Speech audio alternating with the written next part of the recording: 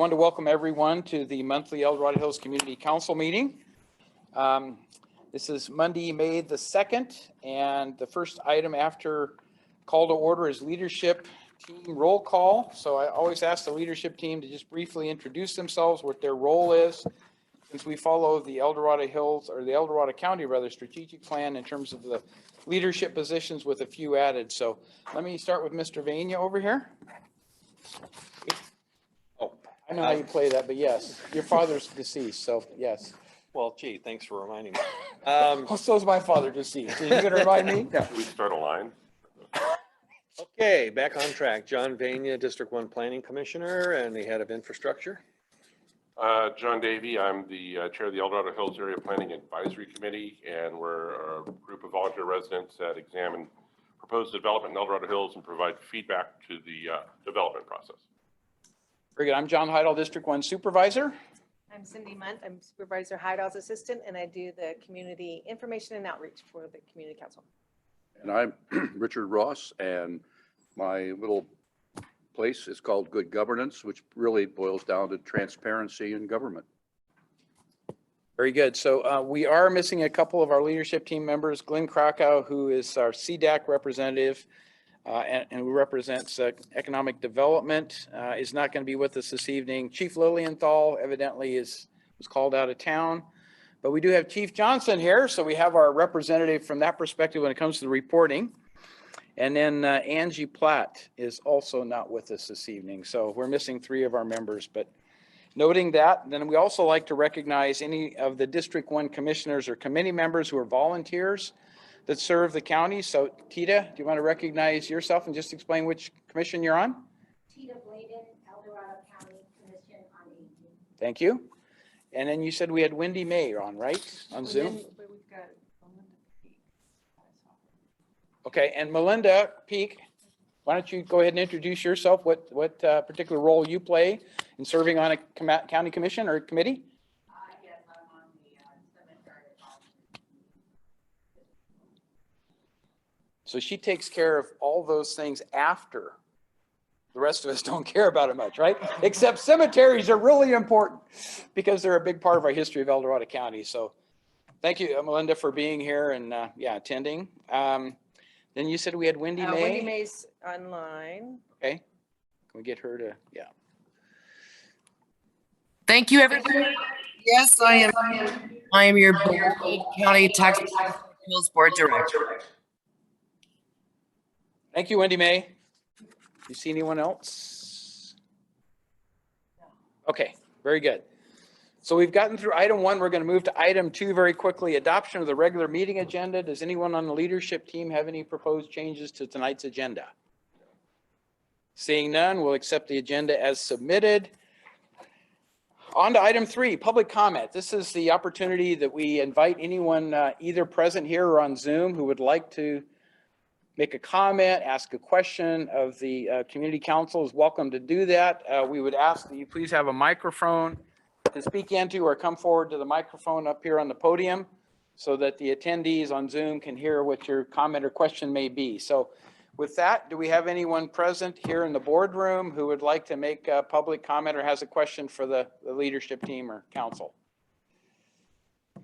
All right, seeing none present here, do we have anyone online? Nobody has their hands up. All right, we're moving along swiftly, so this is good.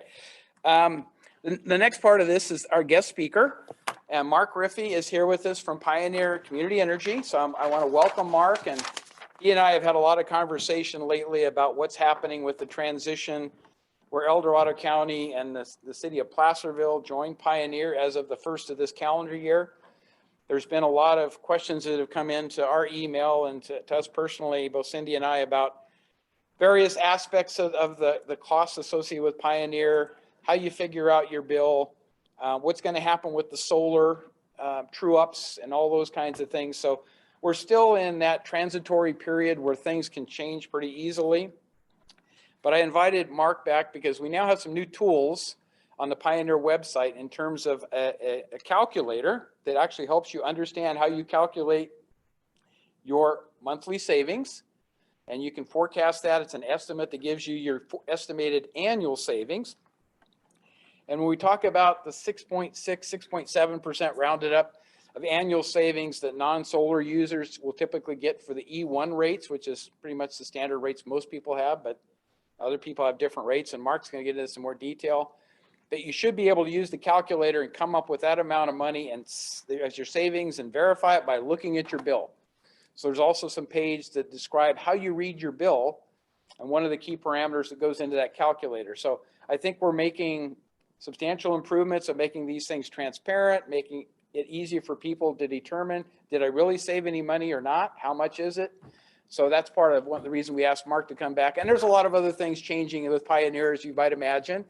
There's new procurements on power sources, et cetera, that are going on. We're not going to get into that this evening, but a lot evolving fairly quickly. So with that kind of general introduction, and Mark, why don't you give us some of your personal background and go ahead and lead in here.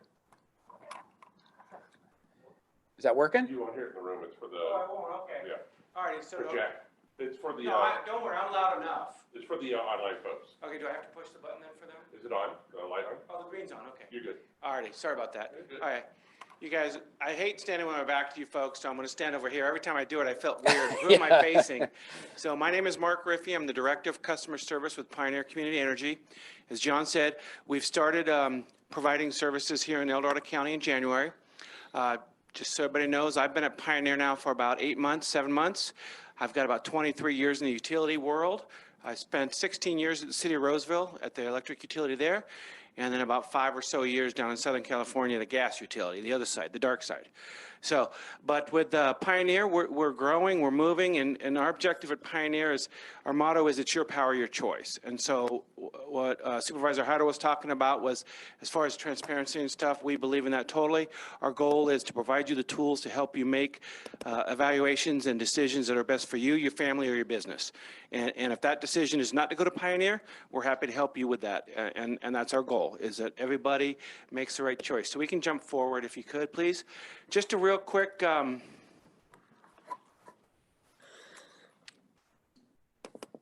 not, we'll just.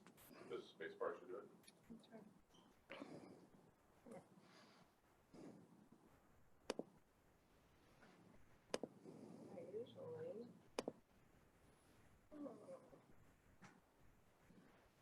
Oh, there we go. Hey, all right. Perfect. So just real quick, a history summary in case it's all been repeated before, but for some of us it may be new. Pioneer was formed in 2017. It was started by Placer County, and it broke away from the county, and it's now an independent organization, but the county is the one that came up with the idea of it. 2018, it was launched in most of unincorporated Placer County, as well as the cities that are listed there. You can see Colfax, Auburn, Loomis, Rockland, and Lincoln. And then in 2022, we started serving most of unincorporated El Dorado County, as well as the city of Placerville. We say most of because the far eastern slope of both counties is around Lake Tahoe, is actually served by Liberty Energy, which comes out of the state of Nevada. They actually go around the lake. And so we go up to there. If PG&E is serving you as your electric provider, then you could be a Pioneer customer as well. So we'll jump ahead here. In 2021, Pioneer's Board of Supervisors, Board of Directors approved our strategic plan. And in that, we came up with some strategic priorities. And I just wanted to go through those with you all real quick if we could. The number one was local engagement. And the biggest thing there is basically us being part of our community. I've been to this organization's meetings, I don't know, 4 times in my 7 months working here. One of the things that we mentioned when we were expanding in El Dorado County is we weren't going to expand in El Dorado County and then disappear and not be seen again. We want to be a member of your community. Some of our employees live in El Dorado Hills, live in El Dorado County. And so we're just going to be, we've already got our booth set up or reserved for the El Dorado County Fair. I'm looking forward to spending a few days there. We'll be at the Gold Country Fair in Placer County, and we try to get out as much as we can. I know we've done some things with some local senior communities to help them understand their bills and things of that nature. We're trying to be present as much as we can. If you have an organization or a group that you think could benefit from us coming out and talking to them, please let us know. We're happy to support them in any way we can. Quality of service. This really gets into the PSPS and the EPSSs, which are the 2 acronyms for when PG&E feels it's in their best interest of the communities and them to shut our power off. We all do it. I live outside of Auburn in the hills, and we've all experienced both of these way too many times. So Pioneer is working with PG&E and the CPUC and the Cal CCA, which is the statewide organization, to start holding PG&E accountable for those. Not only that, but also pushing them to make improvements to the lines, which then lessens the likelihood of those events taking place. Operational excellence. This is where we get into just, best customer service. We want to be a good steward to our community, to our customers, in which we're providing you the best service we can. One of the things where is, hear from customers we like to call Pioneer because you guys actually answer the phone and you call me back. And not that PG&E doesn't, but some people have complained about that in the past. And so we're a small organization. We're there present at all times during the day. Let me rephrase that, from 8 to 5. But I have my cell phone. John's got my cell phone number. He could probably call me at 9 o'clock at night and I'd answer it. Financial stability and strategic growth. In 2021, our board came up with some good financial strategies and policies that we're making all of our decisions based on. And that is so we can maintain some fiscal responsibility for our customers, to maintain a downward pressure on our rates moving forward, and then strategic growth. Pioneer does not go out, just like when we came and expanded to El Dorado County. Pioneer doesn't go out knocking on doors saying, we want to serve you, we want to serve you, whatnot. We get approached by counties at all times. We're currently in talks with 2 different counties and 4 different cities that are interested in, one, learning about CCAs. What are they? What is it, the benefit? Should we start our own or should we join an existing one? And we try to help them understand the difference between all those options. And it may or may not lead to further growth from Pioneer. For us to expand into a new service territory, it has to be approved by the existing government's agency, so City Council or the Board of Supervisors, but it also has to be approved by our Board of Supervisors or Board of Directors. If a county votes to join Pioneer and our Board of Directors says, you know what, they don't align with us, we don't feel that we want to pursue that, we won't. So it's a two-way agreement there. And the last thing is employer choice. This is very important to us as an organization, in that we're trying to maintain a culture in which people want to come work for Pioneer. I don't know if any of you have tried to hire people lately and whatnot. It's a challenge out there right now. And so we're looking at ways that we can be attractive to individuals that want to come and work for Pioneer, work for Rockland, and work to support the communities that we serve. Jump ahead if we could, Cindy. So the expansion results. So we expanded in January. Customers could opt out. You can opt out anytime, and we'll get to that in a minute, but 60 days prior, 60 days after that, you could opt out with no commitments back to PG&E. Solar customers continue to opt in throughout the calendar year of 2022 based on your true updates. What we've seen to date so far is between 87 and 89% participation rate. And what that equates to is over 46,500 residential accounts, as well as over 7,000 non-residential, and that's commercial, agricultural, government, things of that nature, industrial accounts. Just jump forward, please. So I talked about it's your power, your choice. You can opt out at any time. What we're saying by that is we want to make sure that you understand you're not forced into Pioneer. You can choose to be served by Pioneer or be served by PG&E. One of the things, like I said before, is we want to make sure you have the right information to make the best decision for you. So we'll talk about some of the reasons. One of the things we're doing is we're asking customers why they opted out. And that's so we could provide better service down the road. What is causing people to opt out? And unfortunately, a lot of it is confusion. Could you hit the button again, please, there? It didn't move. Next one. Yes, please. So the number one reason is I don't like auto enrollment. The auto enrollment process is basically in January, when your billing date, whatever that date was, you might have been the 14th, you might have been the 15th, that's when you roll over into Pioneer. State of California legislation came up with a process that's applied statewide, and that is you will automatically be enrolled in the local CCA. Here it was Pioneer. And the reason they do that is because they want to make sure that all customers have access to a CCA and the lower price discounts and the better quality of service, et cetera. What they're fearful of is if they didn't do that, the CCAs and the IOUs would go around and cherry pick all the really good accounts. Well, you don't use enough energy, you use a lot of energy, so I want to serve you, and I'm not worried about this customer over here. They don't want to have that. That's not good, because who suffers? The multifamily, the low income, the low energy users. And those are a lot of people that need the better services. And so what they're saying is, we're going to make everybody come in, and those people can opt out that want to opt out. The second reason they do that is, if I buy power for one customer and then the next day I have to change my contracts to buy for another customer and so on down the road, the price is really high and nobody benefits. And there's no gain for the customers that participate in the CCA. And like I said before, Pioneer customers can opt out at any time, anytime. If you opted out 60 days prior or after to your automatic enrollment, you can return to Pioneer at any time. If you opt out after that 60-day window, you're obligated to stay with PG&E for a 12-month period of time. And that is a requirement by PG&E for returning customers. There's no cost. Pioneer does not charge a fee if you go back to PG&E. We can jump forward. The next thing we always hear about, man, it's too expensive. You guys cost too much money. The reality of the matter is, in El Dorado County, well, in Placer County, all of our customers save between 6 and 10%. That's a formula. It's not that, it's just a formula. It is tricky to figure it out because the bills are so confusing, but it's straightforward. Our board of directors came up with a policy that said, we're setting our rates for 2022 at a minimum of 6% lower than PG&E's for the generation cost. That's taking the generation cost, adding in the PCIA exit fee that PG&E charges, and we are still 6 to 10% cheaper than PG&E. I have done math for people, for customers to call them and say, how much am I really saving? And I would give them the numbers to show them that they were saving money, and they would still opt out because in their mind we were too expensive. Even though Excel spreadsheet showed them they would save $100 to $120 a year, $200 a year, whatever the number is. So we'll do those analyses for you. If you're not a customer of Pioneer, I don't have your bills, which is good for you. You don't want that, right?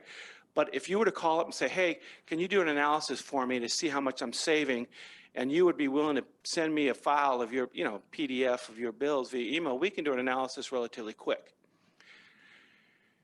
In 2022, we saw a lot of rate changes. You all saw it on your bills. I know you had to have because I did. PG&E raised some transmission and distribution rates in January. We all paid that, whether you're a Pioneer customer or a PG&E bundle customer. Our natural gas prices went crazy for a few months. And then in March, the generation charges went up for both Pioneer and PG&E. Something to understand is that all utilities buy power from the same pools, right? It's just different mixes. So if the generation cost in the country, which is a commodity sold on the market, is going up, it's going to go up for everybody. The question is, ours might go up one to one level, and another organizations may go up to a higher level. Our overhead is very low. We don't have trucks. We don't have linemen. We don't have a lot of assets that we have to cover costs for. So we're able to keep our costs down. PG&E has already submitted a request for rate increases coming up later this year. I've been told, I think August. I don't know what it looks like. I haven't seen those numbers, and we generally don't until we get closer. I can tell you that the rate effects that went into place January 1st, we learned about December 30th, or we got the numbers on December 30th. Normally, they're not that crazy. Maybe it was just the holidays, but we don't see them until they make them public. I see them when you see them, basically. That's how it goes. So I don't know what those are going to look like. If it's transmission and distribution, we're all going to pay it. If it's generation, it's only the non-Pioneer customers that would pay that added fee. We can jump up. Oh, you can see, I'm sorry, real quick. From 2018 to 2021, which was prior to El Dorado County joining us, our customers saved $21.9 million. That is money that goes back to the community.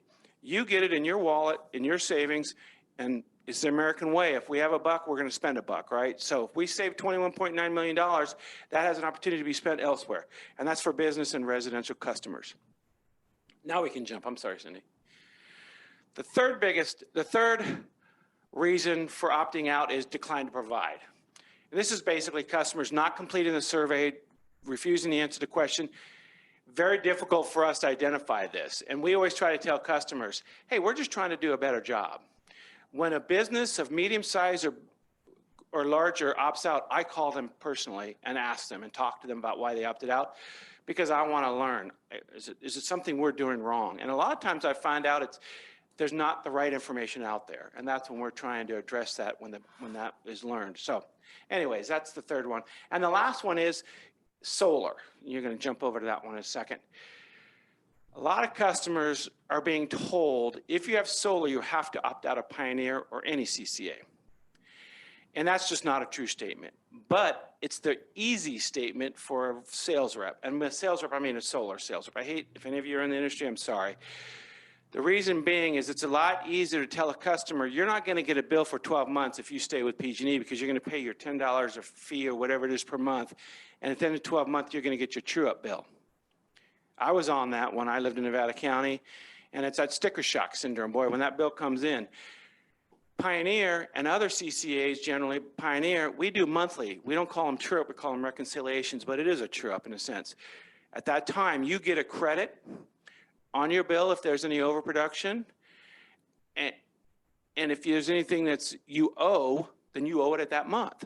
So there will be months you have to write a check because you go, man, it's more expensive. Well, it might be more expensive for that particular month, but over the 12-month period, Pioneer is actually a better deal, shall we say. Pioneer pays a half cent more than PG&E does for any overproduction. So PG&E, those credits roll forward and you can consume them, you can build up your credits and whatnot. And at the end of 12 months, if there's still a credit in your account, they write you a check for X. Or you write them a check for whatever that number is you owe at the retail rate. With Pioneer, it rolls forward monthly, and then every month, if you owe money, you're taking that back down to zero. So there's never a big check at the end of 12 months with Pioneer. But with Pioneer, at the end of 12 months, if you have a credit in excess of $25, we will write you a check. If you have a $25 or less credit, we apply that to your bill. And in both organizations, you go back to zero at that time. So monthly true-up versus annual true-up, that's a big deal. Some customers say they don't want to pay every month. If you're close to zero at the end of your 12 months, it may be in your best interest to stay with PG&E, and we'll help you with that analysis. We have told solar customers before, not that it's in your best interest, but at the end of the 12 month, if you're at zero, you're going to pay some with Pioneer and others you're going to get a credit. So you may not be able to afford that swing during the seasons, shall we say. So it might be in your interest to stay with PG&E. And we have no problem telling you that. So that's that there. And we have over 30,000 customers that are solar customers. The main thing is just, we keep trying to talk to these solar reps. That's not a fair statement because you're misleading customers. So just be mindful of that. So if you could jump, please. This is the one that I know Supervisor Heidel has been hearing a few times about, and that's understanding my bill. And I'll tell you, I always tell people, you know, I've been doing utility world now for like 25 years or so, whatever it's been. And I've been a PG&E customer for 17, 18 years. That bill is very difficult to understand. I called them one time as a customer, and I had trouble. The person I spoke to had trouble explaining to me the bill. And I told them, I'm in the industry and I don't understand my bill. How do people that aren't in the industry understand your bills? And it's just very difficult. So one of the things I just want to show you a couple things to look for on your bill. This is a PG&E bill in which you're a Pioneer customer. If you could click forward, please. So page 1 of your bill, here's your account summary. And I've just got some numbers there just to go. So bullet number 1 over there on the side, that's what you owe PG&E. Bullet number 2 is what you owe Pioneer, and bullet number 3 is the total. You're going to write that one check to PG&E. It goes to PG&E. PG&E will forward that money to us on your behalf. We get transfers for them every day. You only write one check. Next slide, please. So the second page of your bill, on the upper right corner of that page 2 of your bill, you should have where number 11 is, total usage. That's the energy you consumed on your house, 315.809, and it will go all the way out if you want. That's how much kWh you consumed. When you pay, if you look down lower on line number 6, 315.809 kWh. There are times in the month where you get a dual listing because the rates have changed mid-month. You'll see it. Or it's winter and then summer and it's a dual lined bill. You have to add those kWh together. At all times, that total in the upper right is your total. So that'll give you that one. You could see there on number 4 is your address, okay? Number 5, that's your E1 service. That's the tariff, the rate plan you're on. If you don't understand what rate plan you're on because you want to go to the PG&E website to read more about it, that's where you find what rate plan you're on. Most of us are an E1 customers. There are NEM customers. There are time of use now, but that's where you want to find out what rate you're on. Then we get down to bullet number 6, and I'm sorry if it gets kind of tiny here.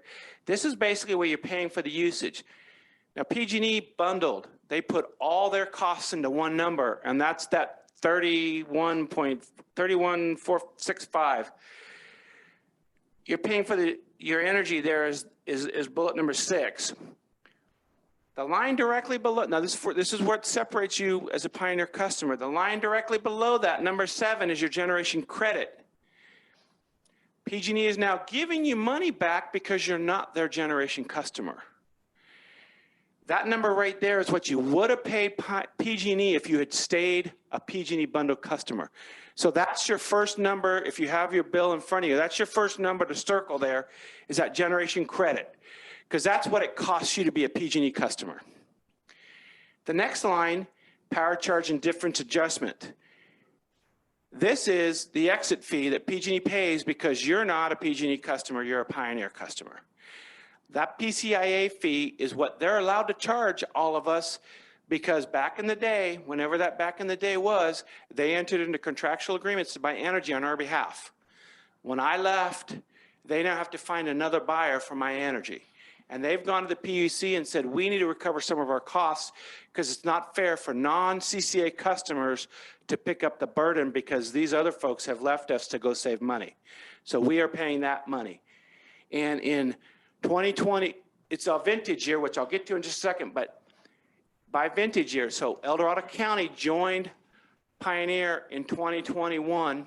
Not that we started serving you in 2021, but you joined. If you all are Pioneer customers today, you're a vintage year 2021. You're paying 2.554 cents per kWh every month, and it's kWh you use, for the privilege of not buying power from PG&E. The next line is franchise fee surcharges, and you can see that right there. That's 30 cents. That's just a pass-through for governments. It's 30 cents. It doesn't really amount to much. I don't even know what the decimal is on that one, but let's just say it's super tiny. But there's your net total PG&E delivery charges is bullet number 9. That's $58.25. You'll see it's your total minus what you would have paid them if you were their customer, plus the exit fee, plus the surcharge. Your total PG&E bill right there is at $58.25. Number 10, which is to the left there, that's your vintage for the power charge and different adjustment. We have customers that range from 2017 through 2022, depending upon when your community joined Pioneer or you joined. So let's say you've opted out. You opted out, and in a year's time, you decide to come back. You might be on 2022 or 2023, depending upon where that falls on the calendar year. PG&E sets that, it's July 1st. So July 1st of 2022 forward, we consider vintage year 23. Those numbers change every year. They have to go to the PUC every year to justify whatever those numbers are. There are CCAs that go back all the way to 2010 through 23 or 22, right? Every single year is a different number for every single rate. There are over 90 rates in PG&E's world. 90 rates times like, what is that, 13? That's a lot of numbers that they have to do spreadsheets for, and they take it to the PUC and get justified for it. If you were to pull up the tariff on the website for the E1, you would look in there and see all the numbers that go into it. You would find the table that applies to the vintage year. And then this particular customer, so right there, you're 2017. I can tell if you're a Pioneer customer today, you're going to be a 2021 vintage year. So that's page 2. There's a lot of fun on that page. Let's jump over to page 3. So page 3 is the Pioneer page. So now this is where, if you're a PG&E only customer, you don't have this page. So these numbers will be a little bit different from the cost-wise, but they shouldn't from the usage-wise. So if you look at number 12, that's your Pioneer number that PG&E gives you. That's just technicalities. Again, E1, the reason we show the rate there is because PG&E has over 90 rates. We have about 45. So E1 to E1 is apples to apples. But when you start getting off into some of these off rates, we've clustered them together to try to simplify it. You can see generation is 315.08.809, exactly the same as it was on the other page. Those numbers, the KWH numbers should never be different. That's exactly the same. And then, of course, our total is over there. It's $36.41. So on the bottom there is the total charges paid to PG&E. I'm sorry, to Pioneer, and that's $36.50. So then if we jump to the next page, this is how you calculate your savings. And we are happy to walk you guys through this. And I'm really sorry, we don't have a big enough PowerPoint screen for me to put it all on one screen. I would need like an 8.5 by 14 piece of paper. The way you calculate your savings is you take that PG&E generation credit, that one I showed you, you subtract the PCIA, which is directly beneath that. You subtract the franchise fee surcharge, which is directly beneath that. And then you subtract Pioneer's generation charge, which is on the next page. In our example, it was $47.64 minus all those numbers there. It came out to $4.62 savings, which is 6% in this particular customer's case. 6 to 10%. Again, our board has set a policy to say minimum 6%. Most customers in El Dorado County are going to see 6%. If you're on a timer use rate, that changes the equation totally, because if you've got kids and you're using energy from 4 to 9, you're going to pay more than the person that from 4 to 9 shuts everything off. So if you're on a timer use rate, we can certainly help you out with that. But that's still the same way that you're going to calculate it, whether you're in timer use, an M, whatever it is. You just, right here is how we do it. When the time comes and you want to look at it, just let us know, or go to our website. I will get to that in a minute about some enhancements we're doing. So we'll jump to the next slide here. And this is what Supervisor Hado was talking about. You all, I will tell you, are the first members of the public to see this. So I want you to be excited about it. This website is not live yet. We're taking our website and we're redoing the whole thing. It will be live, Lord willing, by the end of the month. This calculator is going to be here, and really small font. I'm sorry you can't see it, but that top line there is blank. That top line is where you're going to type in that number from your bill, the KWH, which you find in the upper right corner of page number 2, the 315.806 KWH. If you're an E1 customer, that's the important thing. This calculator is for our standard flat E1 customers. You're going to type in this particular case, it's 890 kWh. On the left-hand side, that's your PG&E cost. On the right-hand side is Pioneer for the month. It's going to take that savings, multiply it by 12, and give you an estimated annual savings. And there's your calculated estimated savings percentage-wise. In this particular customer's case, it was 6.67. Just know that you might be 6, you might be 6.2, you might be 6.1. It's going to depend. That estimate for 12 months is taking that month's bill that you put into the calculator.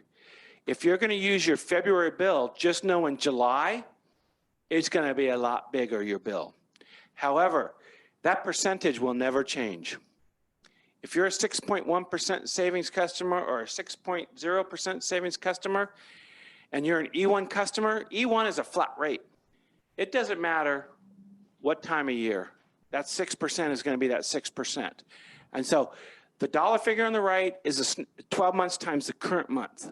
That percentage is a good number to just know moving forward. So if you want to go back to your previous 12 months bills and send them to us, we can put them in a bigger spreadsheet and help you understand, based on last year's actual consumption, here's what you would have saved, and here's the percentage of what that savings is. On top of this calculator, I will call it phase 2, which is, well, it's going to come out shortly after the website's launched, are going to be a couple how-to videos. And it's going to be a video that walks you through all the stuff we just talked about. It's going to explain the bills. We're going to do one for our regular E1 customers. We're going to do one for our solar customers. Because if you got a solar bill, your bill, as you know, is completely different than what I just showed you. And so we're going to create these 2 videos that are going to actually help you understand your bills, and anybody can watch them at any time. But this calculator is going to be on our website that you can just come in and just pop it in there without a problem and see that percentage savings. Go ahead, Cindy, if you could. And this is the last slide of the presentation, and it's something that I'm looking forward to Pioneer transitioning into, and that is helping our customers. And it's helping our customers save energy at home. And by saving energy, you're going to be saving money. And so these are some really what I'd call low, no-cost ideas that are, I don't want to say simple because some of us may not have done it, but when we hear it, we all go, oh, of course I should be doing that. But the way I always started out with people is there's a lot of things on this list that over the next day or two could be started and the impact will be there. Now, the first item there, or the second item there is the LED light bulbs. If you go replacing light bulb in your kitchen, one light bulb, you're not going to Hawaii this summer with the money you save. We know that, right? But it's one light bulb, then it's two, then it's three. If you never do that first one, you're never going to finish. So the first thing I always tell people to do is let's do an audit of your house, a self-audit. Walk around and just take a notebook. How many light bulbs do you have that are incandescents? How many do you have that are CFLs? And can you replace them with an LED? How many light switches in places that need sensors, occupancy sensors, don't have them? Can you put a timer in your garage? Start making a list of things you see around your house that you could do. If you're looking at a door and you can see the light around your door, guess what? That's airflow going in and out of your house. And in the summertime, it's hot air coming in. In the wintertime, it's cold air coming in. And so, all righty, we should look at doing something about the seal around the door. Those are kind of things to do on the self-audit. Things you could do that are relatively quick to do, LED light bulbs. We bought a house and I walked around and counted the light bulbs up and it was quite a few. I want to say it was close to 100, but we had like 3 chandeliers or whatever, and each one of those had too many light bulbs on them. None of them were LEDs. And so what I always encourage folks to do is pick a room. Don't do the whole house. I mean, my gosh, you're going to go to the big box stores that I can't talk about, and you're going to just, fill your truck up with light bulbs. Pick a room. I always say start with the most active room in your house. If that's your kitchen, start in your kitchen. If it's your master bedroom and bathroom, start there. And start changing out light bulbs and do so many a month, whatever you can afford. If it's 2 a month, that's great. If it's 50 a month, do 50. It's just LED and Energy Star. Always make sure they're Energy Star. There's a lot of product out there on the market that is just garbage. And you'll buy them, and in 6 months' time, you're going to be going, they're dead. I put LED in a house I own, and 6 years later, I hadn't changed a single bulb. And I don't know how long they lasted for, but I sold the house and moved out. The next thing is occupancy sensors. And this is where I put a hire contractor. This is up to your own personal skill levels and safety. We always talk about on all this stuff, be safe. If you're not comfortable getting on a ladder, don't get on a ladder. If you don't understand electrical panels, don't touch it. The fire chief's here. I'll tell him to get after you guys. Please don't play with your electrical panel or wiring if you're not 100% sure. Never play with wires unless you've shut the panels off at the breakers, off at the panel. If you don't know how to do that, just walk away and call somebody to do it for you, please. Occupancy sensors though. Occupancy sensors in rooms that are rarely used, or I shouldn't say rarely used, but could be easily left on. Bathrooms, and I don't mean the toilet bathroom, I mean the bathroom where people put makeup on and blow dry their hair or brush their teeth or whatever, and you go downstairs and you come back 9 hours later and you realize you left your bathroom light on. Closets, if you have master bathroom closets with light switches and whatnot. Kids, if you got kids. I'm not even going to say anything about spouses because we'll all get in trouble for that. But, we all have rooms. I leave the garage light on all the time. My wife's always like, turn the garage light off. So I put a timer out there for 60 minutes, those it's cheapy little 60-minute timer. At least I know it's eventually going to go off. You can do that in any room that is minimally occupied. Just know that be careful about doing it in the shower where you're taking a shower, because if the lights go out and you got to get out of the shower, you could fall, hurt yourself. Things of that nature. Just always keep that in mind. Dimmer switches. Dimmer switches are great. So we have dimmer. I love dimmer switches because you can go into a room. First of all, you can do LED lighting and your rooms are just going to be blown up with light. In our kitchen, we have 9 light bulbs and they're all LEDs. And I personally never, my wife does, but I never put my dimmer above 50%. Now, even if it goes all the way up, it comes down to 50 soon enough as soon as she's done doing what she's doing with it. That takes your water usage way down. And so think about it from that perspective too. When you guys do LED light bulbs, it's going to make your rooms a lot brighter. You don't need them just on off. You could do dimmers all the way. Now, on LED bulbs, something that I mentioned Energy Star. The other thing to realize is there's different so-called color kelvins, which is the colorings of them, all from 2,700 to 5,000, even beyond 5,000. I put 5,000s in my hallway, and my wife asked if I was doing surgery in the hallway because it was so lit. It was like incredible. It's really bright. 2,700 is more aligned to what we're used to seeing. It's not that that's bad light. That's actually really the right kind of light, but our brains are not designed for that based on our history, what our eyes are used to seeing. And there's a lot of studies out there that have proven that. So dimmer switches are great to bring down the energy usage. You know, on your HVAC, there's tons you can do. That's your other big energy user. And that's, you know, cleaning and changing your filters regularly. Always do that, please, because that makes your equipment work a lot harder. Setting your thermostat at 78 degrees. And I say higher. And what I mean by the higher part is when you go away to work, set it up to 82. When you go to bed, if you don't turn it off, certainly set it way up so it doesn't come on unless it's really blazing hot. There's no reason to, I shouldn't say that. There's more than likely no reason to cool your house when no one's home. 78 degrees, I always say that's a personal choice. That's just the number, the industry standard. My wife is a 75er. I'm at 77, and you know, we battle. And it's okay.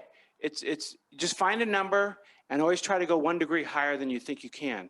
Every degree you go up could save you a couple percentage on cooling costs. And it's worth trying. And the other things that go with that is like you raise that up, but you put a floor fan in the corner of your living room, and now you're blowing cool air. Fans don't cool rooms, they cool people. That's an important thing that I always tell people is when you leave a room, there's no reason to have a fan on because there's nobody in there getting it. The idea it moves across your body and it gives a perception that you're cooler than you really are. And it allows you to turn your thermostats up. For those of you that like the apps on your phone and whatnot, you can get, you know, a smart thermostat, hook it up to your phone and your apps, and you could be sitting in this room here and change the temperature at your house. Or as one of my old coworkers used to do, he would like watch to see what his kids or his wife was doing just for fun. He never did anything, you know, but he's like, hey, look, my wife just turned the thermostat up and type stuff. And it's just a way to control it. So when you're driving home, you go, oh, I'm going to turn my thermostat down. So instead of leaving it down, you could turn it down early before you get home, and it'll help save energy. Windows. I mean, this is silly, but it's no cost, right? Open your windows up when it cools off at night. I mean, so many people forget to open windows up and you take advantage of the cool breeze. We need to be doing that at all times. And then, of course, shutting the curtains and blinds to keep the heat out. Again, you know, if you forget to shut your window, your curtains or your blinds, and you're gone all day, and that sun is beating on that window, it might be 80 degrees outside, but it's going to be a lot hotter inside your house. And then your air conditioner has to work to overcome that. On those two measures right there, I always talk about that's actively managing your energy consumption, right? That's saying I'm not just going to sit there and pay my bill every month. I'm going to do something that changes it and impacts it. On your blinds, there are actually blinds out there today that can be on a thermostat or on a timer, and it will lower at a certain time and then come back up at a certain time. That's a different level, and that costs some money for sure. But I mean, that's how creative they're getting. I already talked about the smart thermostat, and the last thing there is the weather stripping and the caulking around your doors and windows. This is a big one because a lot of windows leak around the windows. They're just old, and you know, stucco's falling apart or whatnot, and you may not realize it. Now, I'm not encouraging anybody to do this. Again, the fire chief will get mad at me for this, but the way they used to do this back in the days, you walked around with a candle.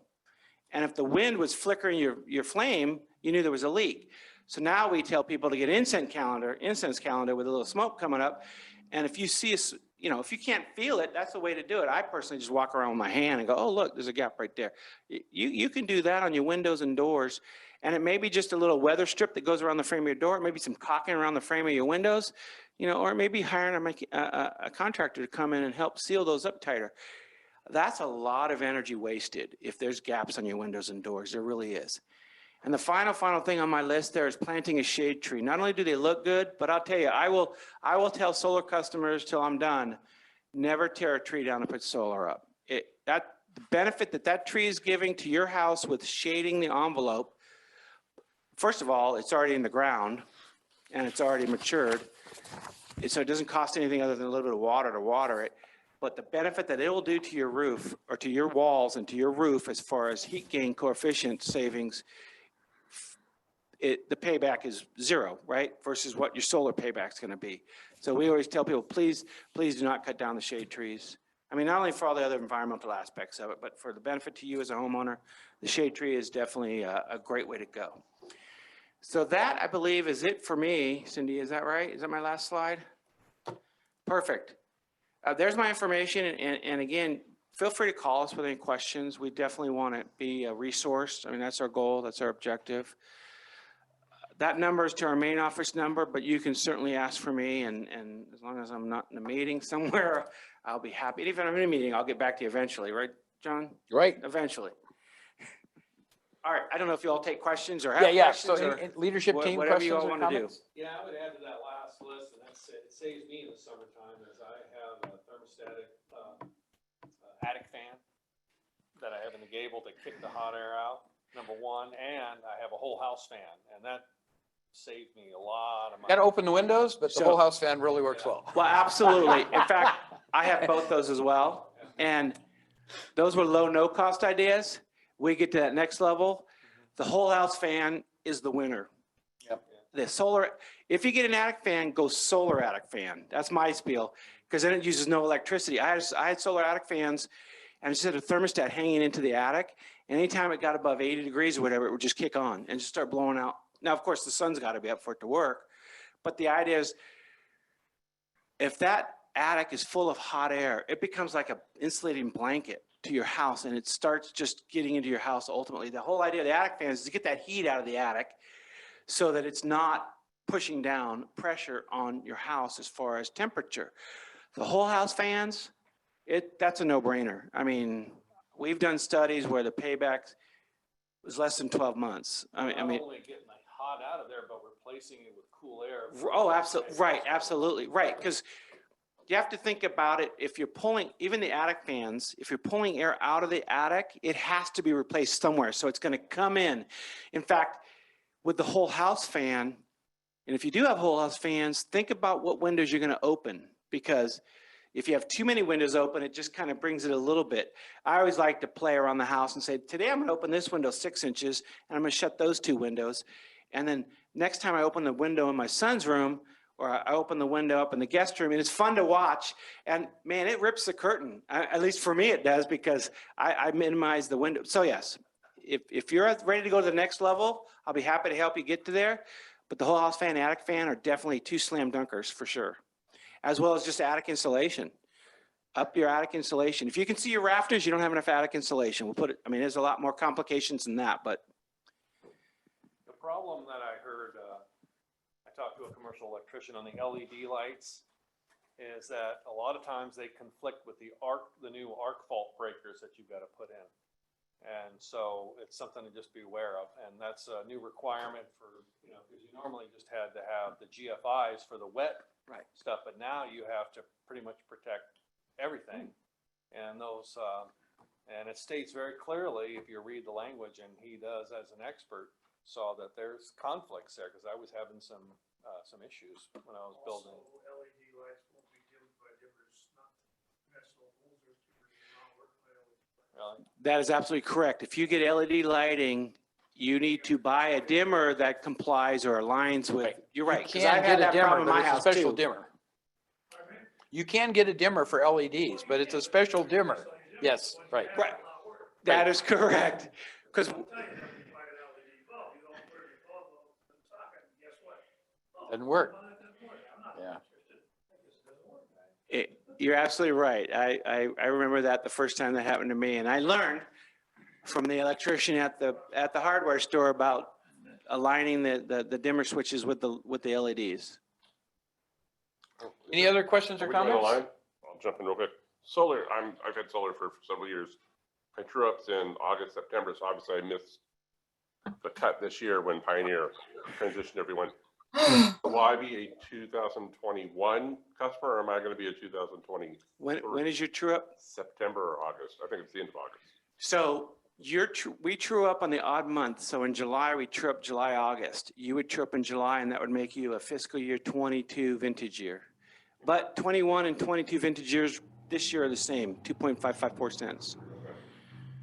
Yeah, But that you was- could true up early if you'd like to. So if you want, I don't mean true up, if you want to come to Pioneer early, you can elect to do that today. And I had thought about that at the beginning of the year.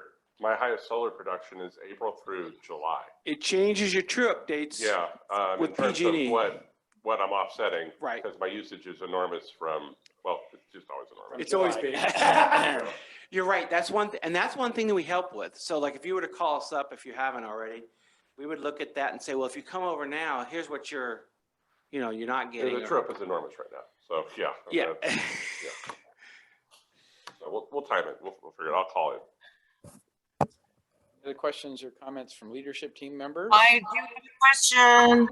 Okay, we're gonna get to those online just a second, Wendy. Anybody else in the boardroom have a question or comment? We've got some in here, so let's go over here to Marie. She's kind of in the front row, and then we'll work our way back. This is a quick question. We are not on solar. We did not opt out, and Pioneer has not shown up on our PG&E bill. Who should we contact? I mean, we have your phone number written down. So you're not solar. Did And, not opt out. and you did not opt out, and yet you're not a customer. Yes. Well, I will get your information before I leave, and we'll take care of this. We'll look into it. How about that? I'd hate to say that there's never any hiccups, but unfortunately, when you're the size, and we rely 100% on the data transfer from PG&Es for that. So I will get your information before I leave here, and we'll take care of that. And I will explain to you. Now,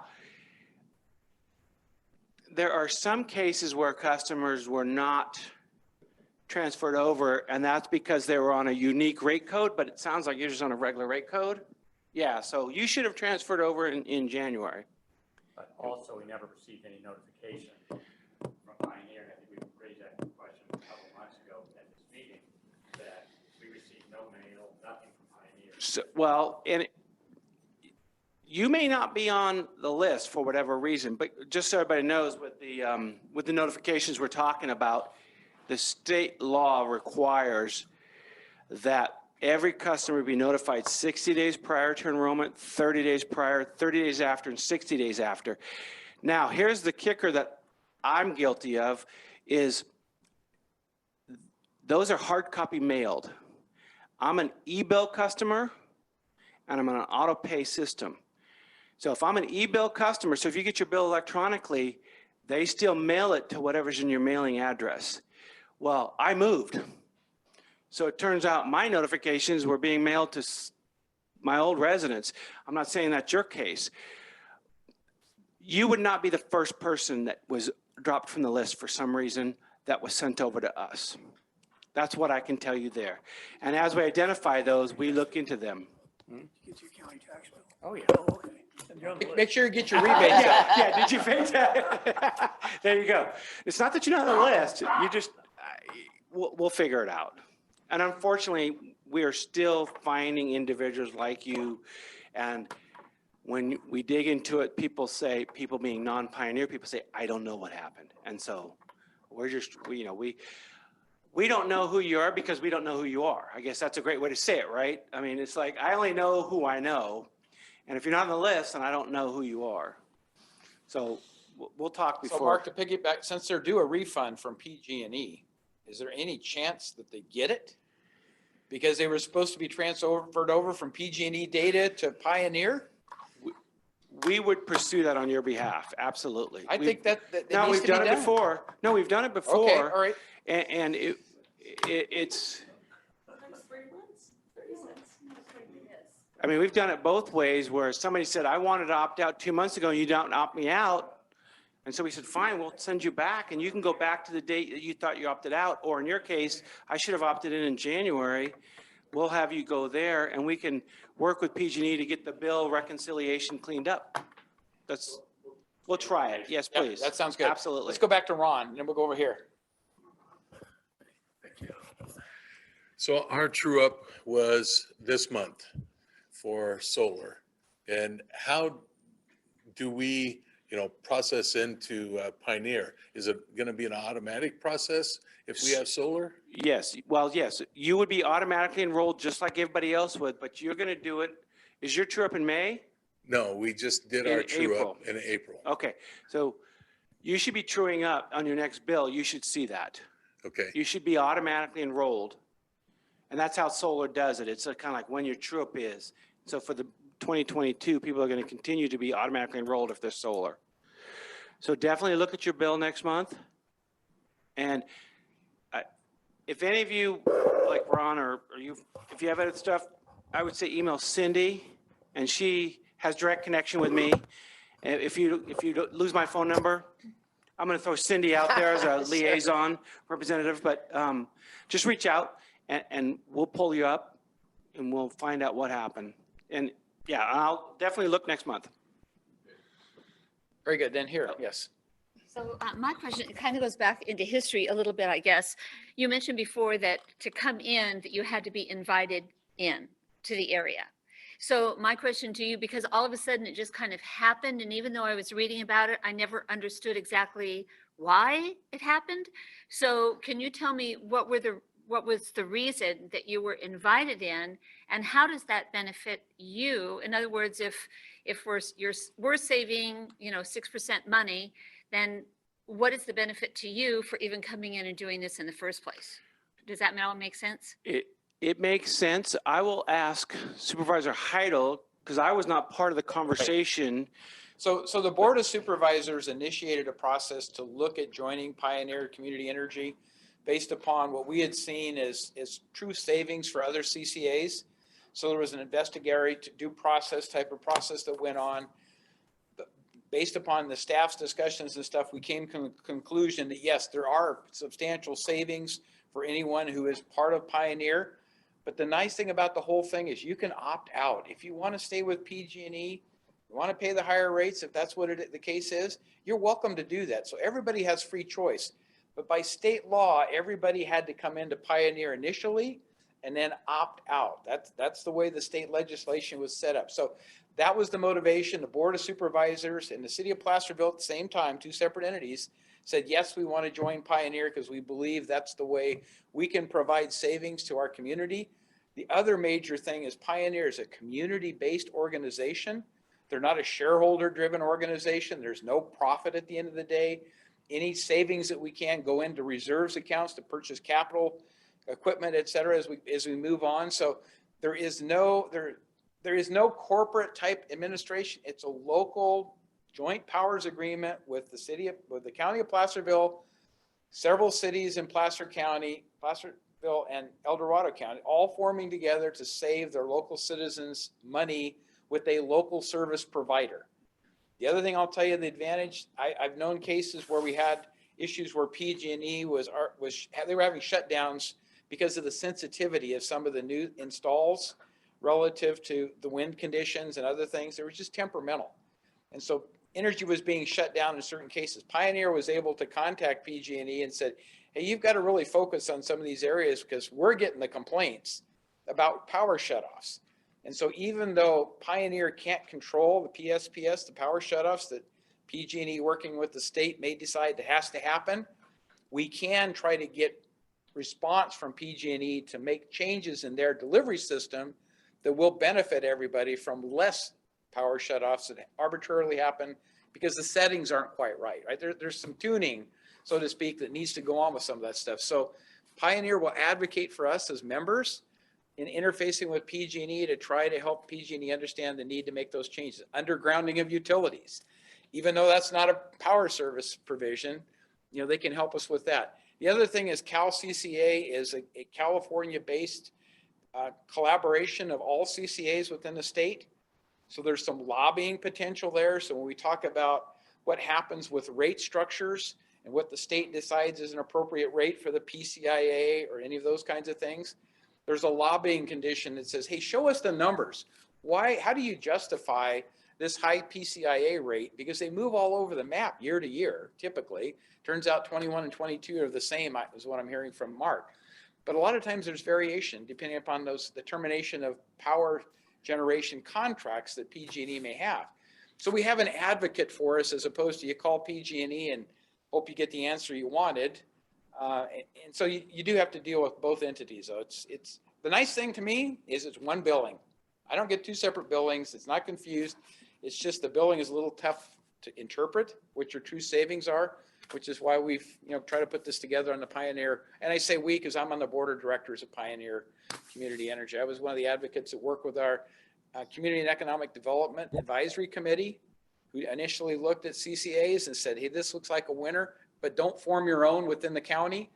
We got one adjacent to us that seems to be working really well. In fact, they won a state award. Pioneer won the state award for the lowest net utility rates for the power generation part of it. So they're recognized as being kind of a leader amongst CCA. So that's a long-winded. That's very helpful because Okay, a lot that of helps you. people ask and I don't know how to answer. So that's Right, and a lot of that's on the website in terms of some of the definitions, but I know a lot of people don't go start cruise the reading that website. stuff. Yeah, I understand. That's why I'm understand. kidding All right. me. So hopefully that helped. All right. So just if I could follow up, do you mind if I follow up? Just, you were asking about, why do we do this and stuff? And it's because, we're serving our community and our leadership, our board is made up of your locally elected officials. And so not only do we work in this community, but we're members of this community. The board is the elected officials from this community. And so it's for the benefit of our communities that we're doing this.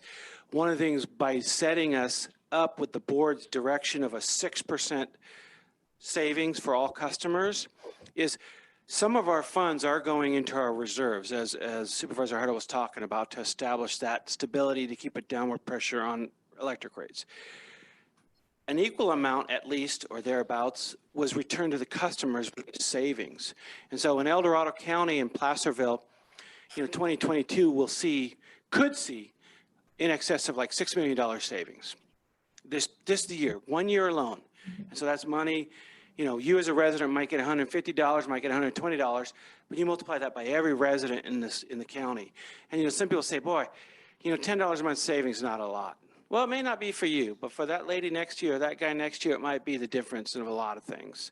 And another benefit of Pioneer is we offer an option to where you can be 100% green. So that means all your power comes from 100% renewable sources. PG&E doesn't offer that option. It's not available. So you say, boy, I want to go 100% solar so I can be 100% green. Well, first off, you can't because at night you're still going to consume electricity, right? But if you sign up for for Pioneer's Green 100 rate, 100% of your electricity is coming from a renewable source.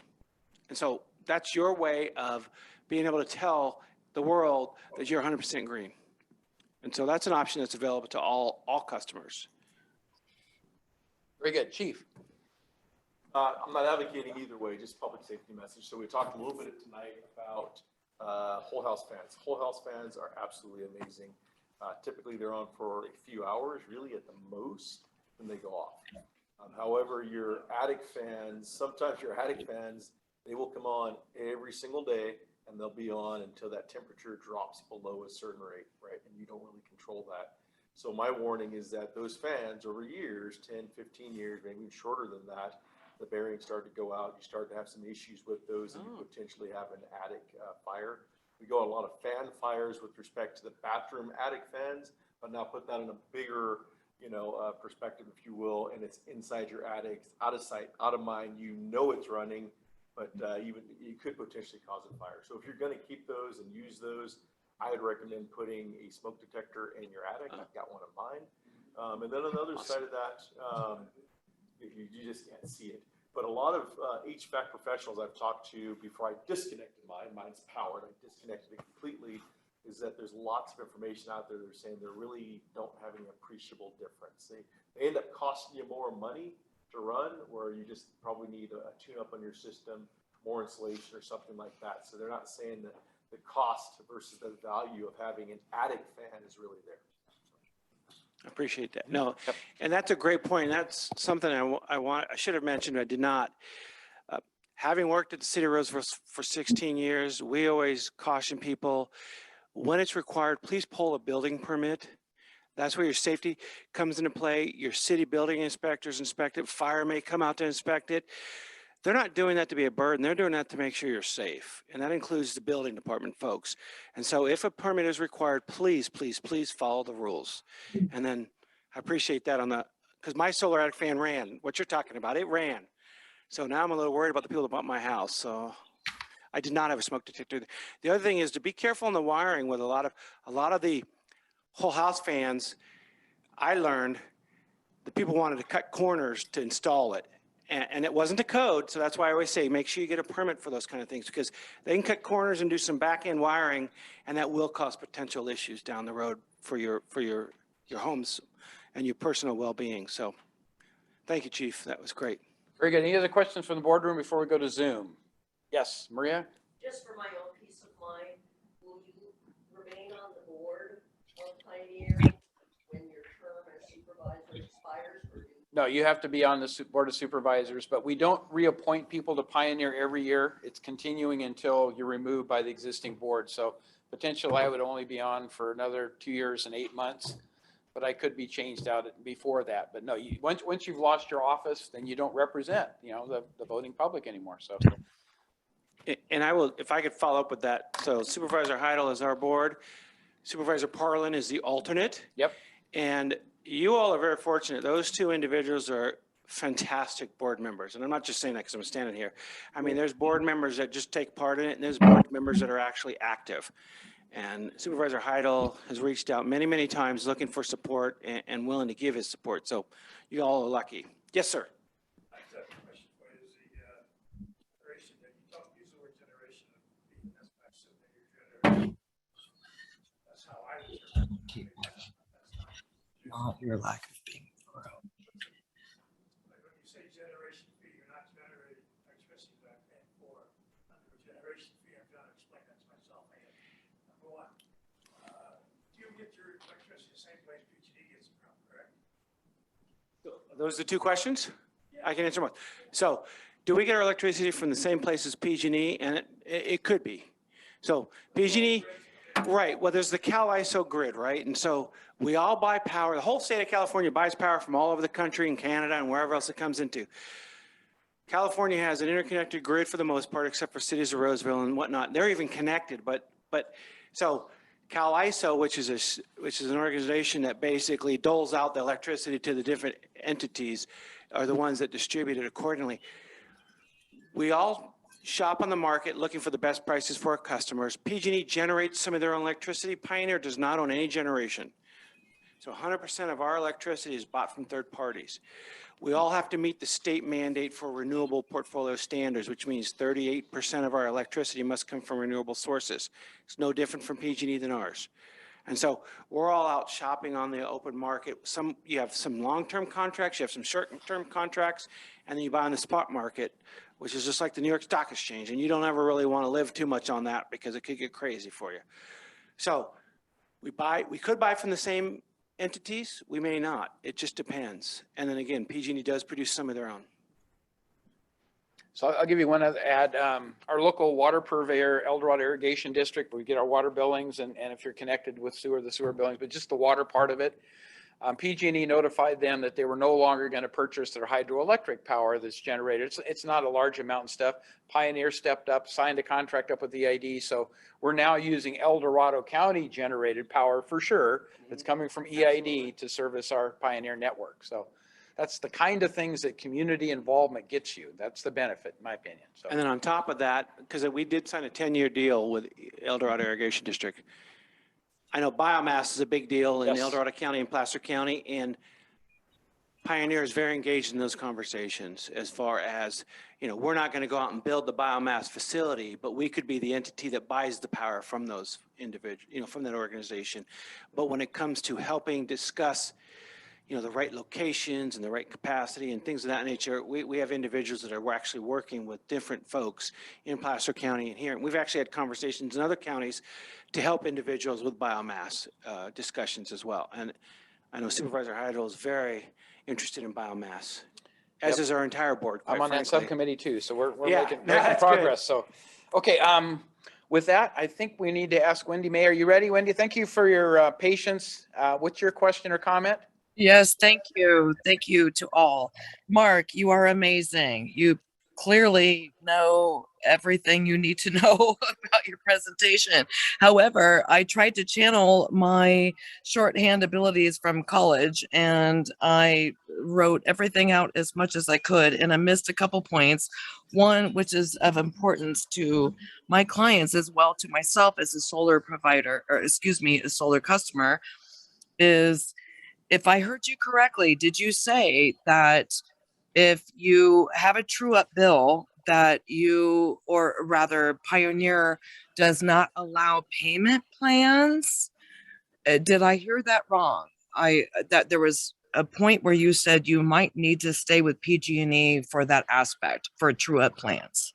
No, that wasn't my point there. I don't know why I walked forward. She's on the speaker. I'm not sure why I did that. Sorry. PG&E does the annual true-up where you pay a $10 monthly fee, as an example, and then at the end of 12 months, you write the check for whatever that is. Pioneer's reconciliation true-up is on a monthly basis. So you get your bill every month, and if you owe, you owe. If you get a credit, it rolls and you get a credit. So it's reconciled monthly as opposed to annually, which is the way PG&E That's does correct. it. Okay, so but at the end of the year, if you owe, per se, $1,000, do you allow a payment plan if a customer needs that? You will not owe $1,000 to Pioneer unless you use a lot of electricity, because you're paying that balance to zero every month. Okay.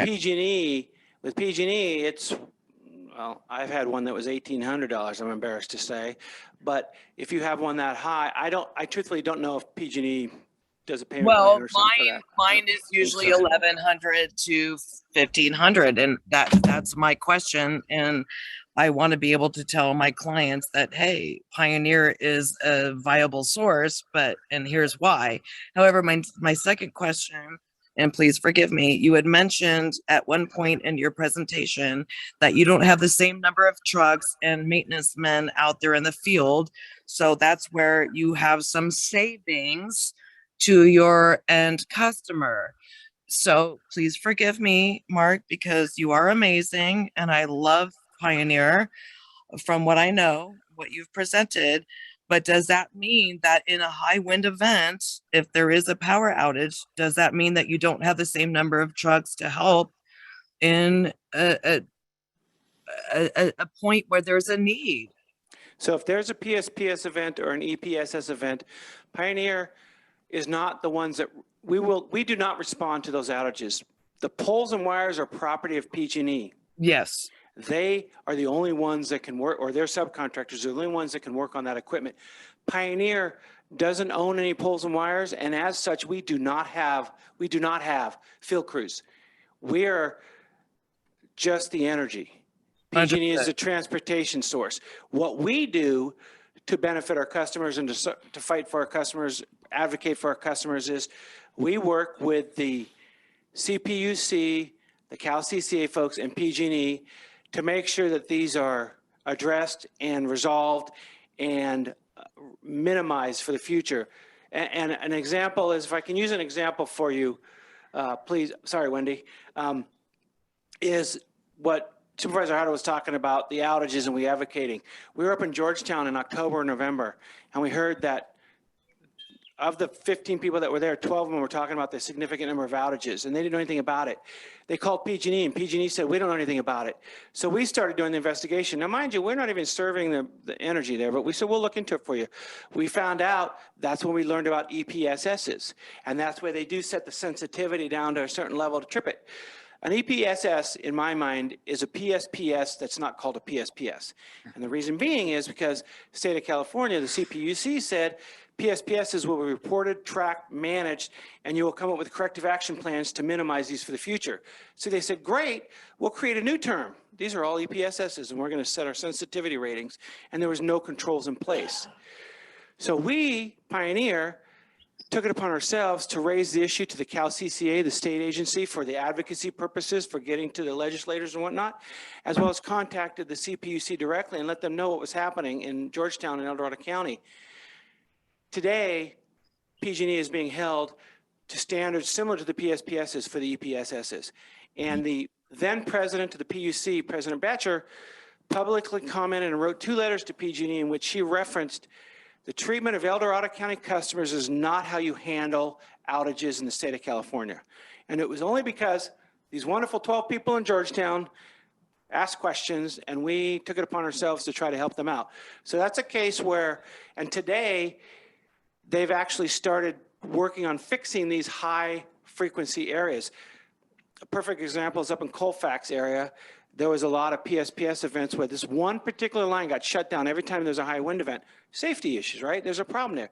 Well, we started researching it, and when we research it, we don't call the 800 number at PG&E. We call the leadership there, not the CEOs because they're a large corporation, but we call the vice presidents, the regional directors, those kind of folks and say, what's going on here? How can you guys minimize this activity? We discovered one line was being shut down all the time, and PG&E had not identified it as an area that needed to be improved, from undergrounding, from fire safety, whatever it was. Because we're never going to tell them not to have PSPS or EPS's events, because that's to minimize fires, which is for everybody's safety. We don't want fires, right? But at the same time, if you identified a recurrent problem, let's fix it.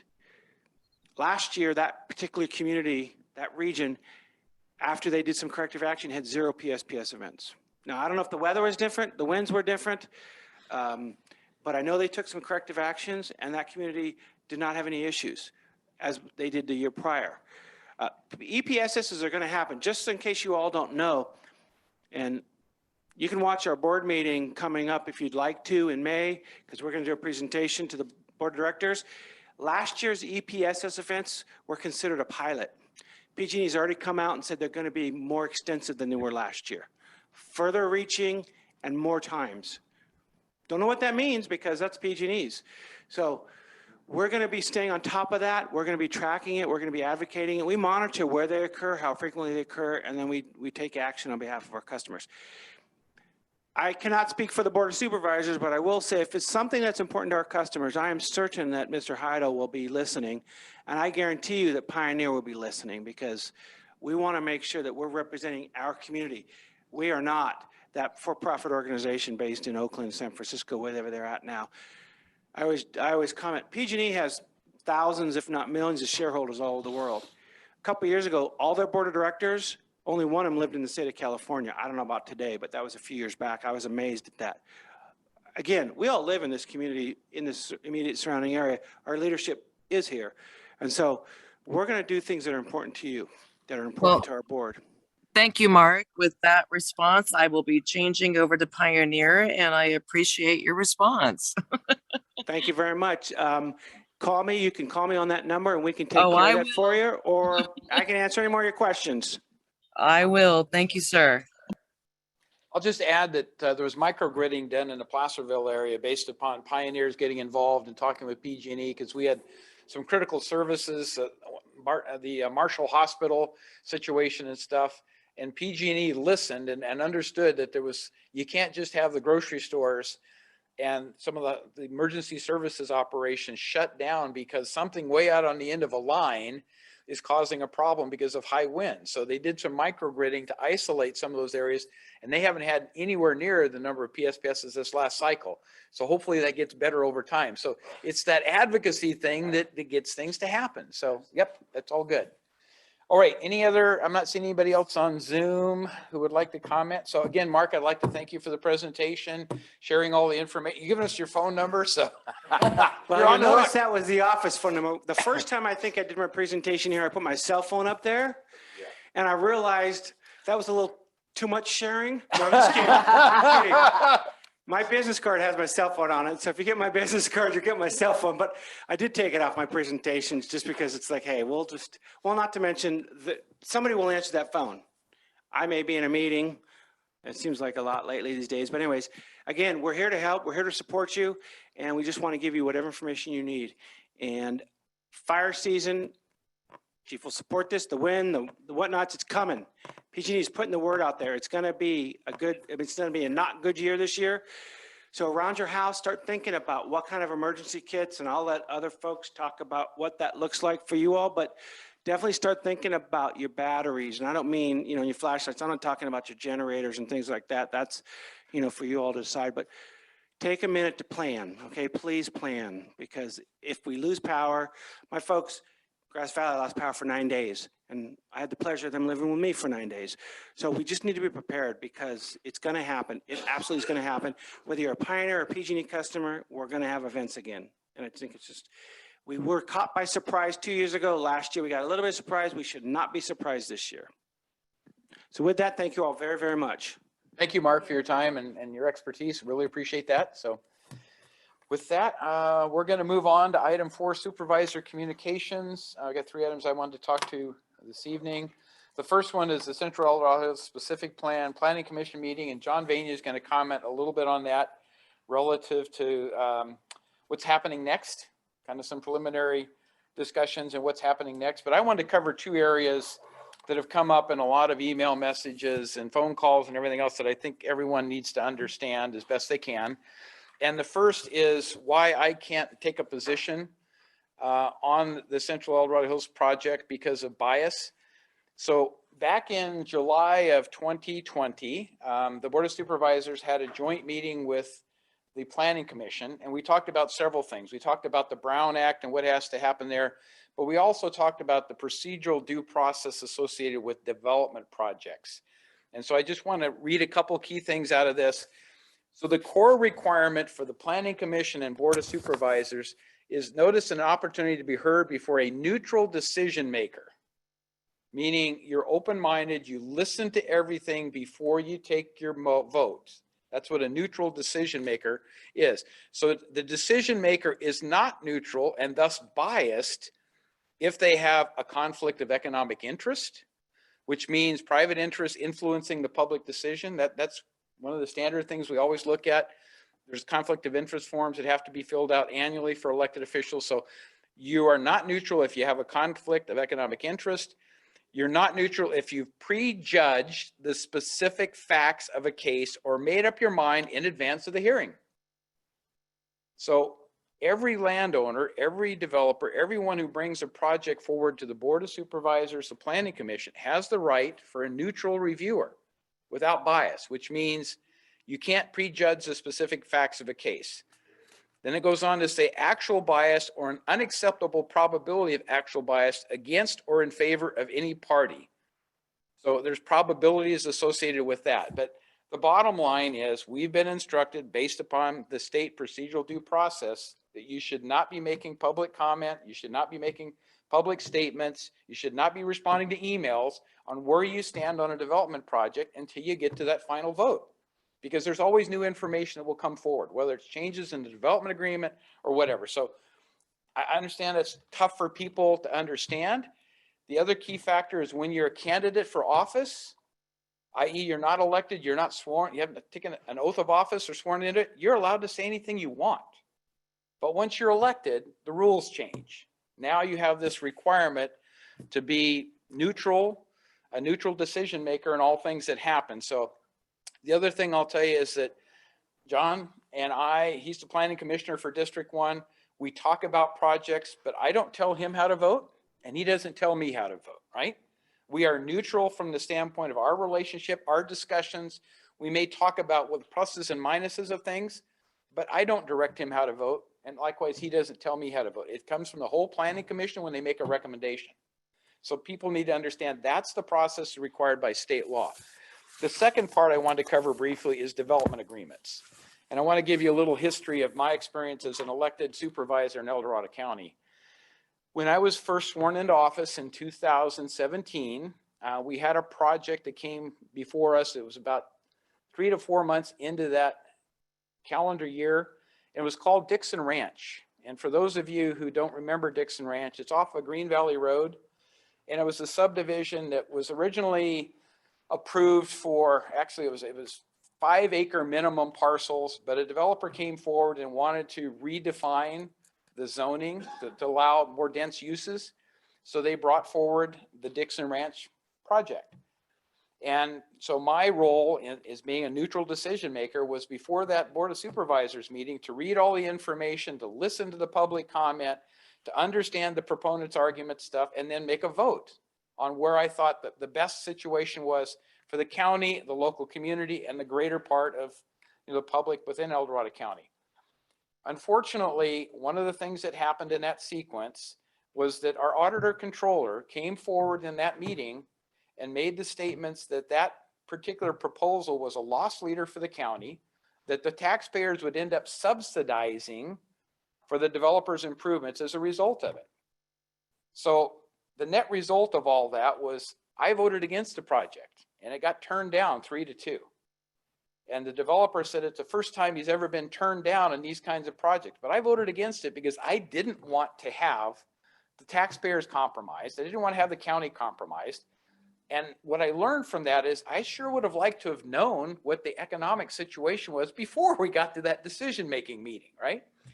So as a result of that meeting, there was a lot of discussions with the then Board of Supervisors and some of our staff as to how do we change our development agreement process? Because at that point in time, we had a single county representative making the development agreement with the developers. And that was our Director of Planning and Building. One person. And then you get surprised by the auditor controller who's read the development agreement and says, well, this is no good. You're probably right. It's probably no good. But why did we get that far down the path? So we changed the process to have a county team be the representation of the development agreement. So there's 5 primary memberships and then others as required, but we have basically the CAO's office is always represented. County council is always represented. Planning and building are always represented, typically through the director, but it can be somebody else. DOT is always represented. And we've asked the auditor controller, who's a separate elected official, to please participate in those development agreements. And the idea being we'll get the best product before the public to have the hearings and make the discussion if we have a team taking an approach. We did not say we want Board of Supervisors sitting on that development agreement team. Because I think that automatically creates these conflicts and biases because you're going to start going in there and saying, well, I want to have this. And if I can't have it, you know, to me, it's not appropriate for supervisors to participate in that. So that's not our policy. That's not our procedure that we operate to. But we have 5 basic organizations we've asked to participate, and then they'll determine should environmental management be brought into some of those meetings? Should there be some representation from the county assessor's office or recorder clerk brought in because there's something unique about the project? So it's as required, but we requested 5 core members of that team. So in past development agreements, the one that comes to mind, Creekside, Heritage, Lennar Heritage Creekside, our auditor controller made a public statement that it's the best development agreement he's ever seen in the county. And I suspect he's probably right, all right? Because I don't try to compare one development agreement with a given developer with another one. So he came on publicly and made that statement. When we started into the Central El Dorado Hills one again, knowing that it started in 2012 and we had a draft development agreement, now we have a different draft development agreement. We had myself as well as our CAO encouraged our auditor controller to please participate in those meetings. Because if you really want the community of El Dorado Hills to get the best result, having you there with your knowledge and being able to contribute to that in terms of, well, there should be a commensurate amount of money set aside for X, Y, or Z, or you should have this particular project required to be completed by the developer. If those inputs had been available, they would have really helped, in my opinion, because I think you have a total discussion then about all the things that need to be played out. But in this particular case, the auditor controller decided he didn't want to participate. And then after talking with Don Ashton again about what is it that he would like to have in this development agreement that he doesn't want to participate in, it came down to a particular commitment that was made by the developer many years ago to put in a certain project element that had not been included in the current development agreement. Okay, so it can be added to the current development agreement by the Board of Supervisors, because all we're dealing with at the development agreement stage right now is a draft. The board makes the final decisions. If we want to put additional conditions on the project on top of what the Planning Commission may recommend, we have the right to do that. If we want to change elements of the development agreement, the Board of Supervisors has the right to do that. And at the end, the proponent may say, too much, I can't do this, fine, the project dies. But we have that right, and I'm trying to maintain that right, because the last thing I want to do is claim to have a bias and have to bow out and not be part of the decision-making process. So that's why we're at the place we are. But in this particular case, the auditor controller decided, based upon my request to have a conversation. It was a phone call. Can we have a conversation? Because I'd really like to understand why you think this particular amenity is so important. Because when I talk to other people, I think we can get federal and state grant monies to pay for that. So why don't we take the same amount of money and put it into the community somehow, right? If they're willing to pay that amount of money for something, put it in the community and use federal and state monies, which is our taxpayer money too, by the way. Let's bring it back and use it for this project. And I've talked to the people who write those grants, and they've told us we have a high probability of getting that kind of money for that particular amenity. So that's what I'm trying to do, is accomplish the best total package for the community in doing these things. And there's differences of opinion. Everybody has a right to their opinion, but that's kind of where that all got put out there and blown up out of proportion to what it was. It was a simple phone call. And I said, I'd like to talk to you and understand why you feel so strong about this. Because if you feel so strong about it, I'm going to bring it up when the Board of Supervisors has that discussion. But I didn't get to have the discussion.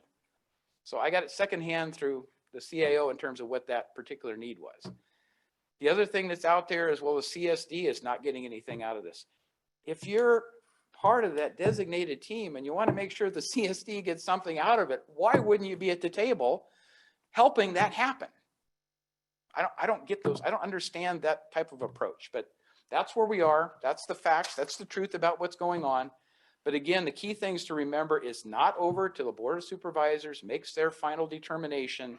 We have the right to change conditions, and we have the right to change the development agreement. And the developer at that point can say, sorry, game over, way too much. But again, we're trying to be fair, right? That's what it all comes down to. So I've already talked to the CEO about some of the things that I'm thinking about should be discussed by the board when it gets to the board. But again, it's going to depend on what happens at the Planning Commission and what the developer may change between the end of the Planning Commission hearings and when it comes to the board, because there can be added changes beyond that. I will tell people that I've been a strong advocate for two major improvements to be considered on that property. One of which is a 9-hole golf course that's been talked about. I didn't get involved with it personally. I brought advocates for that kind of a program. We introduced them to the developer to say, hey, these are people who would like to see something like this happen. They want to have a conversation. Goodbye. Have your conversation, please, because I personally think that would be a benefit to the community. The other one is an aquatic center. And there's a group in El Dorado Hills that would like to see an aquatic center on that particular piece of property. Well, the developer would have to say, we're willing to give you the property, or we're willing to make a deal, or we're willing to transfer it under something. So those concessions are going on too. All I have been doing is trying to facilitate the right people getting together to talk, so our community gets the best possible result out of this. And I don't know where it's going to end up. I really don't, because we're in that place. So that's kind of the statements I wanted to make to set the record straight, because there's a lot of things out there people don't understand, and that's the factual information. And I have some emails I can back some of that up with, but I'm going to leave it at that. So hopefully we don't have any questions on that part. I'd like to move on if we're okay with that part. All right, very good. So the second part here is the El Dorado County Homeless Shelter Crisis Declaration. Some of you probably have read about that in the paper. It was a 4-1 vote, meaning Supervisor Turnbow decided he didn't want to support the crisis declaration.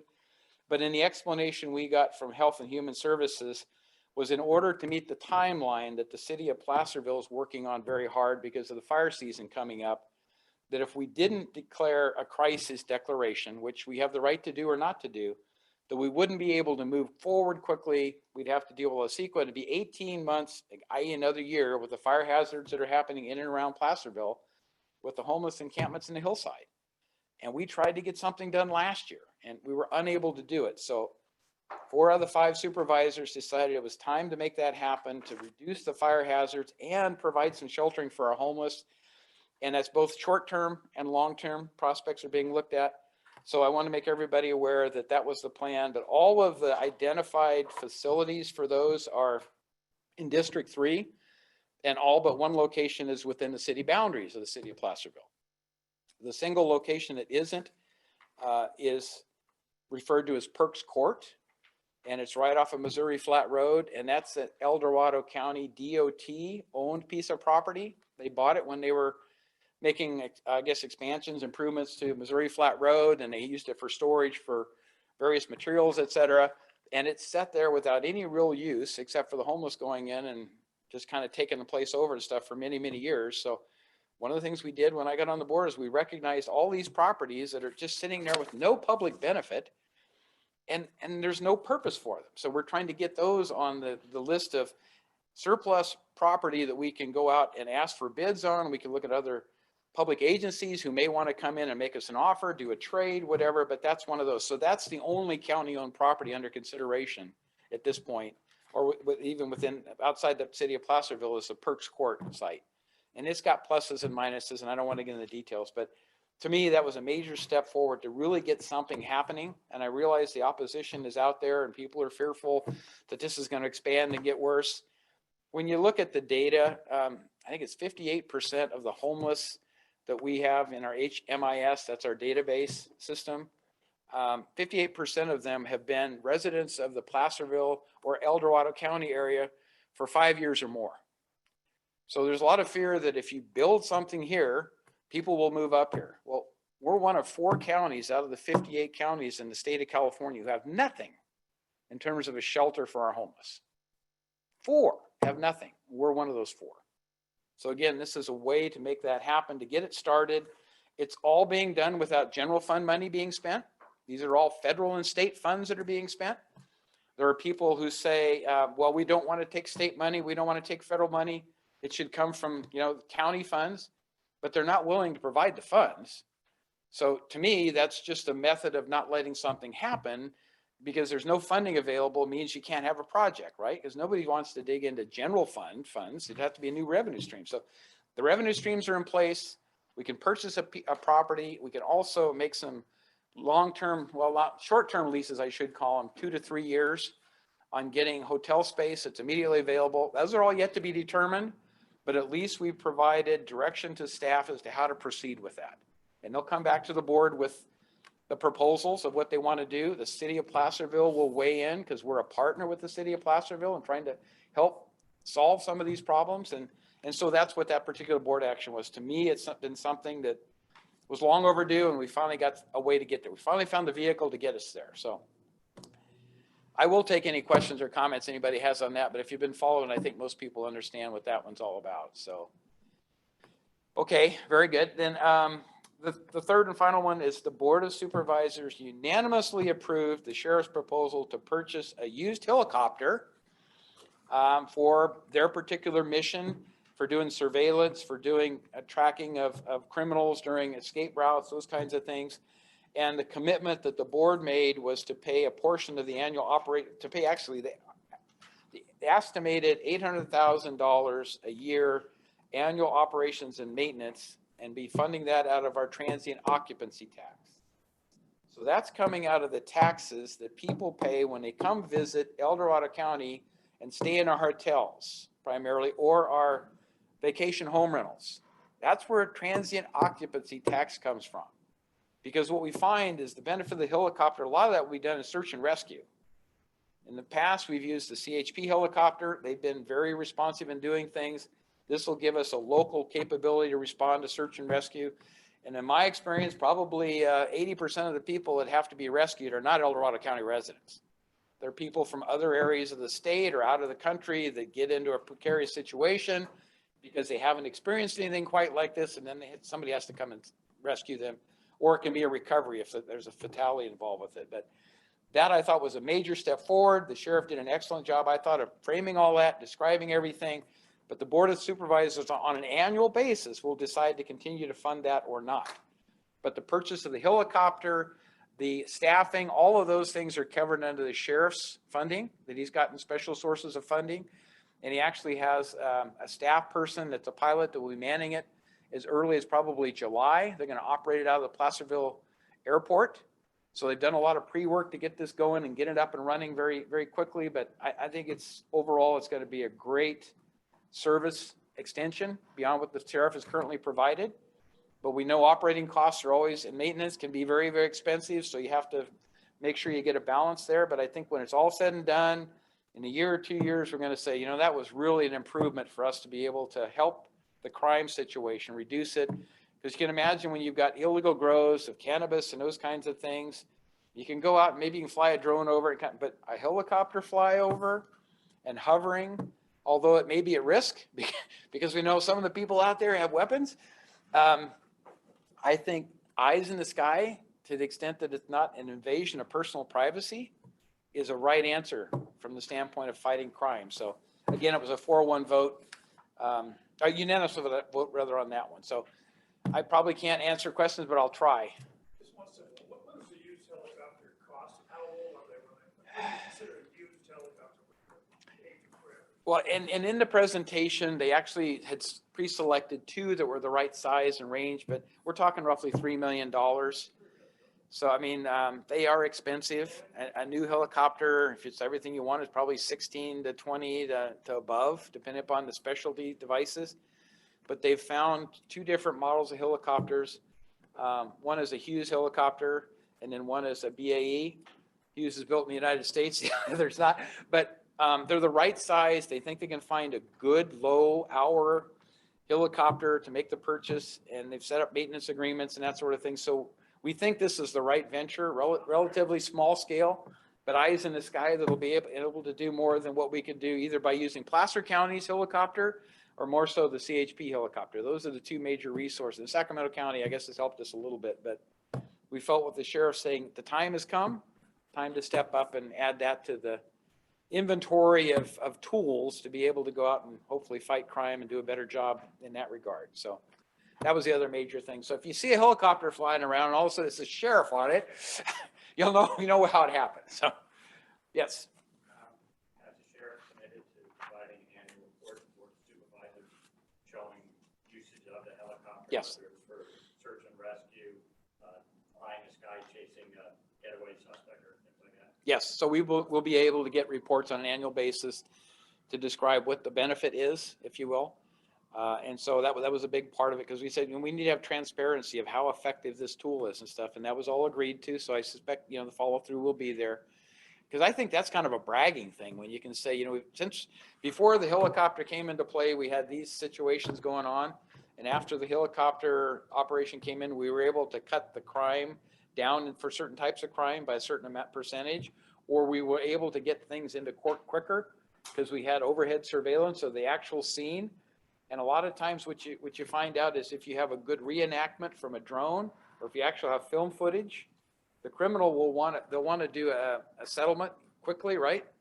A plea bargaining deal, because the overwhelming evidence says if they go before a jury, they're probably going to get convicted. So I'm going to plea something lesser. And so it doesn't tie up our court system as much when you have overwhelming evidence. And that's the way you get overwhelming evidence.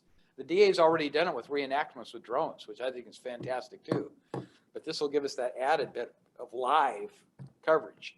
So any other quick question? And I thought the report the sheriff gave was great. I thought their written report, the presentation, all good. So if you have more interest in understanding the helicopters and the applications and how many times we used it in El Dorado County in the past, and I think something like 95% of it was CHP responses, but they were very responsive to our requests.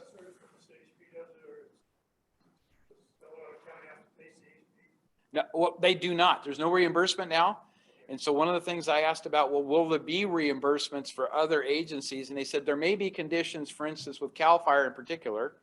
If CAL FIRE asks for the assistance of our helicopter to fly over to survey a fire scene or something or other, we may enter an agreement where CAL FIRE would compensate us for that helicopter type. Well, they've got their own resources, but I'm not sure. But it's a very limited set that we would probably ask for some kind of a reimbursement agreement on. And usually it's a quid pro quo. They do something for us, we do something for them. You never have to make the money exchange too difficult. Just help each other out and you're better off. So, all right. So those are the 3 things I wanted to cover. Okay, Joel, go ahead.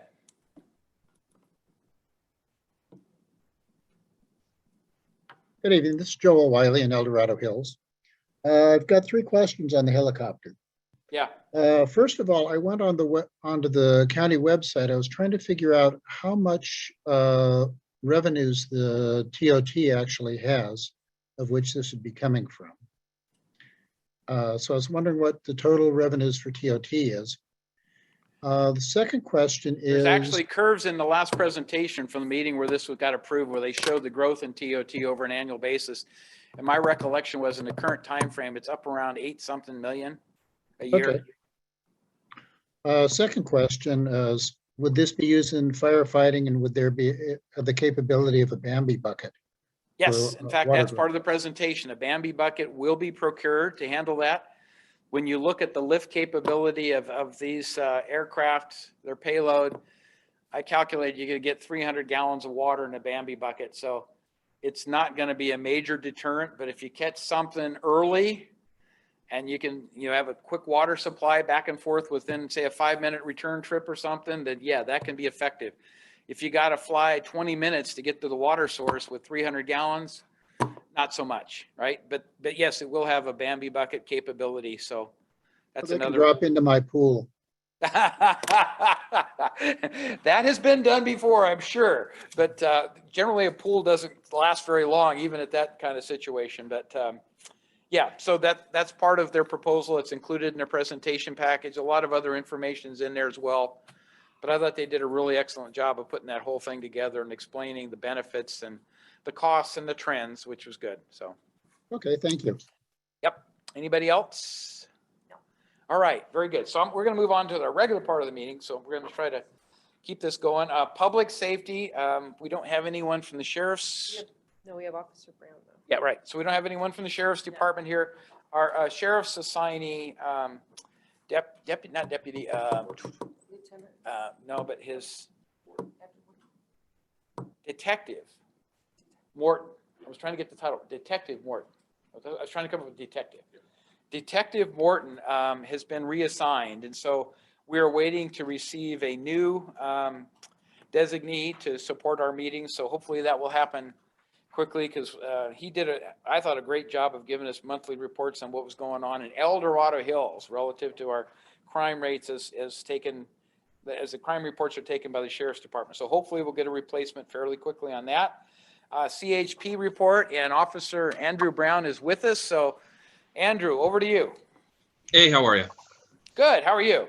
Good, good. So just a quick report just to kind of go over El Dorado Hills statistics for us for the month of April. Quickly assessing, we had 76 arrests that we conducted in El Dorado Hills. I'm sorry, 76 in the entire western slope of El Dorado County, 17 of which were in El Dorado Hills. And then 11 DUI crashes that we investigated in El Dorado Hills. So we'd like to kind of bump that down. We're continuing our campaign against impaired drivers throughout El Dorado County and the western slope. That Placerville area has been awarded, and that continues to go swimmingly. It's mainly conducting enforcement operations, but also education campaigns, such as last Saturday, I was up at the raceway, at the Placerville Speedway for their dirt track races, but also, getting appreciation for first responders. That was great. May begins our entry into Motorcycle Awareness Month, Motorcycle Safety Awareness Month.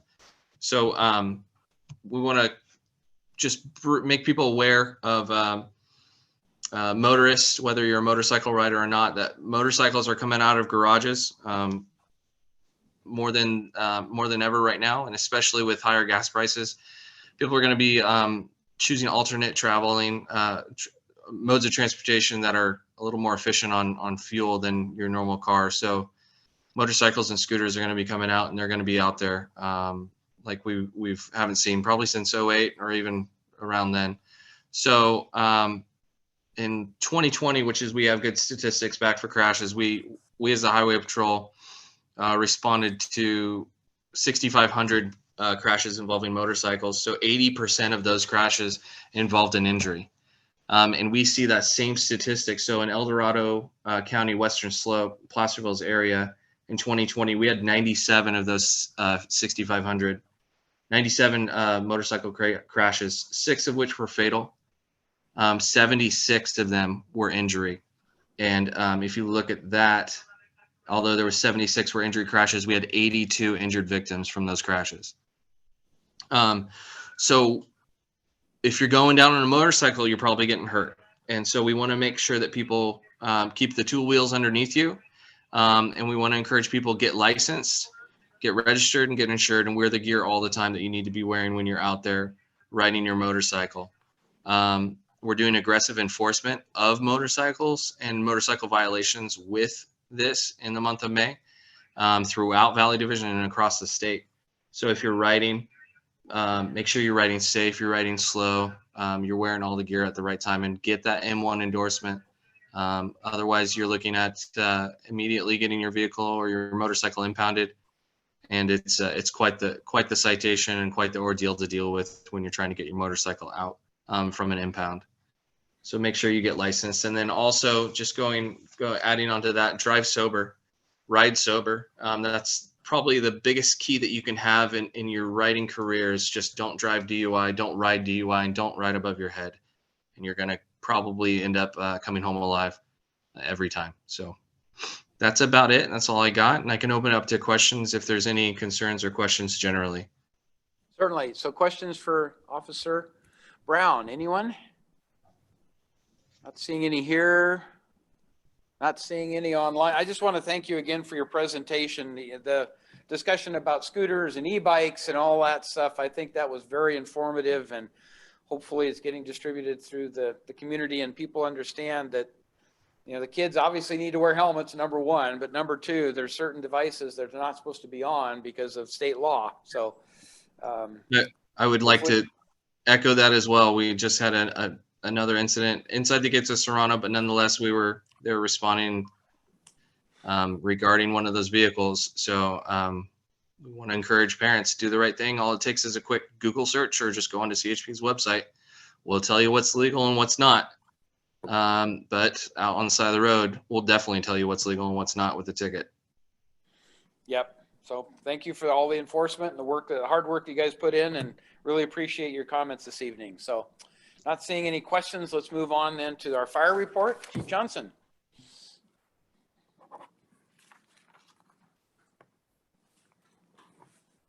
Good evening, Mo Johnson, Fire Chief, El Dorado Hills, and the Rescue Fire Departments. The big news for us is we broke ground in the training center, and they are well underway. Man, can they move some dirt. So it is absolutely amazing at what they've already done. It's already transforming right now. So they're still working a lot of the earthwork, if you will, but they're ahead of schedule. So the number I'm getting is we're about 345-ish days away. So they're taking pretty quick through that. So go down and take a look at that. I do want to thank Supervisor Heidel for his support in our request at the TOT funds for a lake boat. A lake boat is something that this fire department has needed for a number of years. We currently use a IRB or inflatable raft boat, which is fine some of the times, but it certainly doesn't have the power, especially on very windy days. You can picture 3 firefighters with all their gear. You leave yourself with very little room to carry actual victims or patients, if you will. So the request was for a lake boat utilizing TOT funds, primarily because that's what we're 90% of the time we're out there for, is those that are traveling or touring. And so it was important to use that. Our request was denied based on the facts that we talked about using development impact fees. And yes, we had. We've done that for 2 years now. The reason why we did that is because it was important for us to have that boat out there. It is one of our priorities.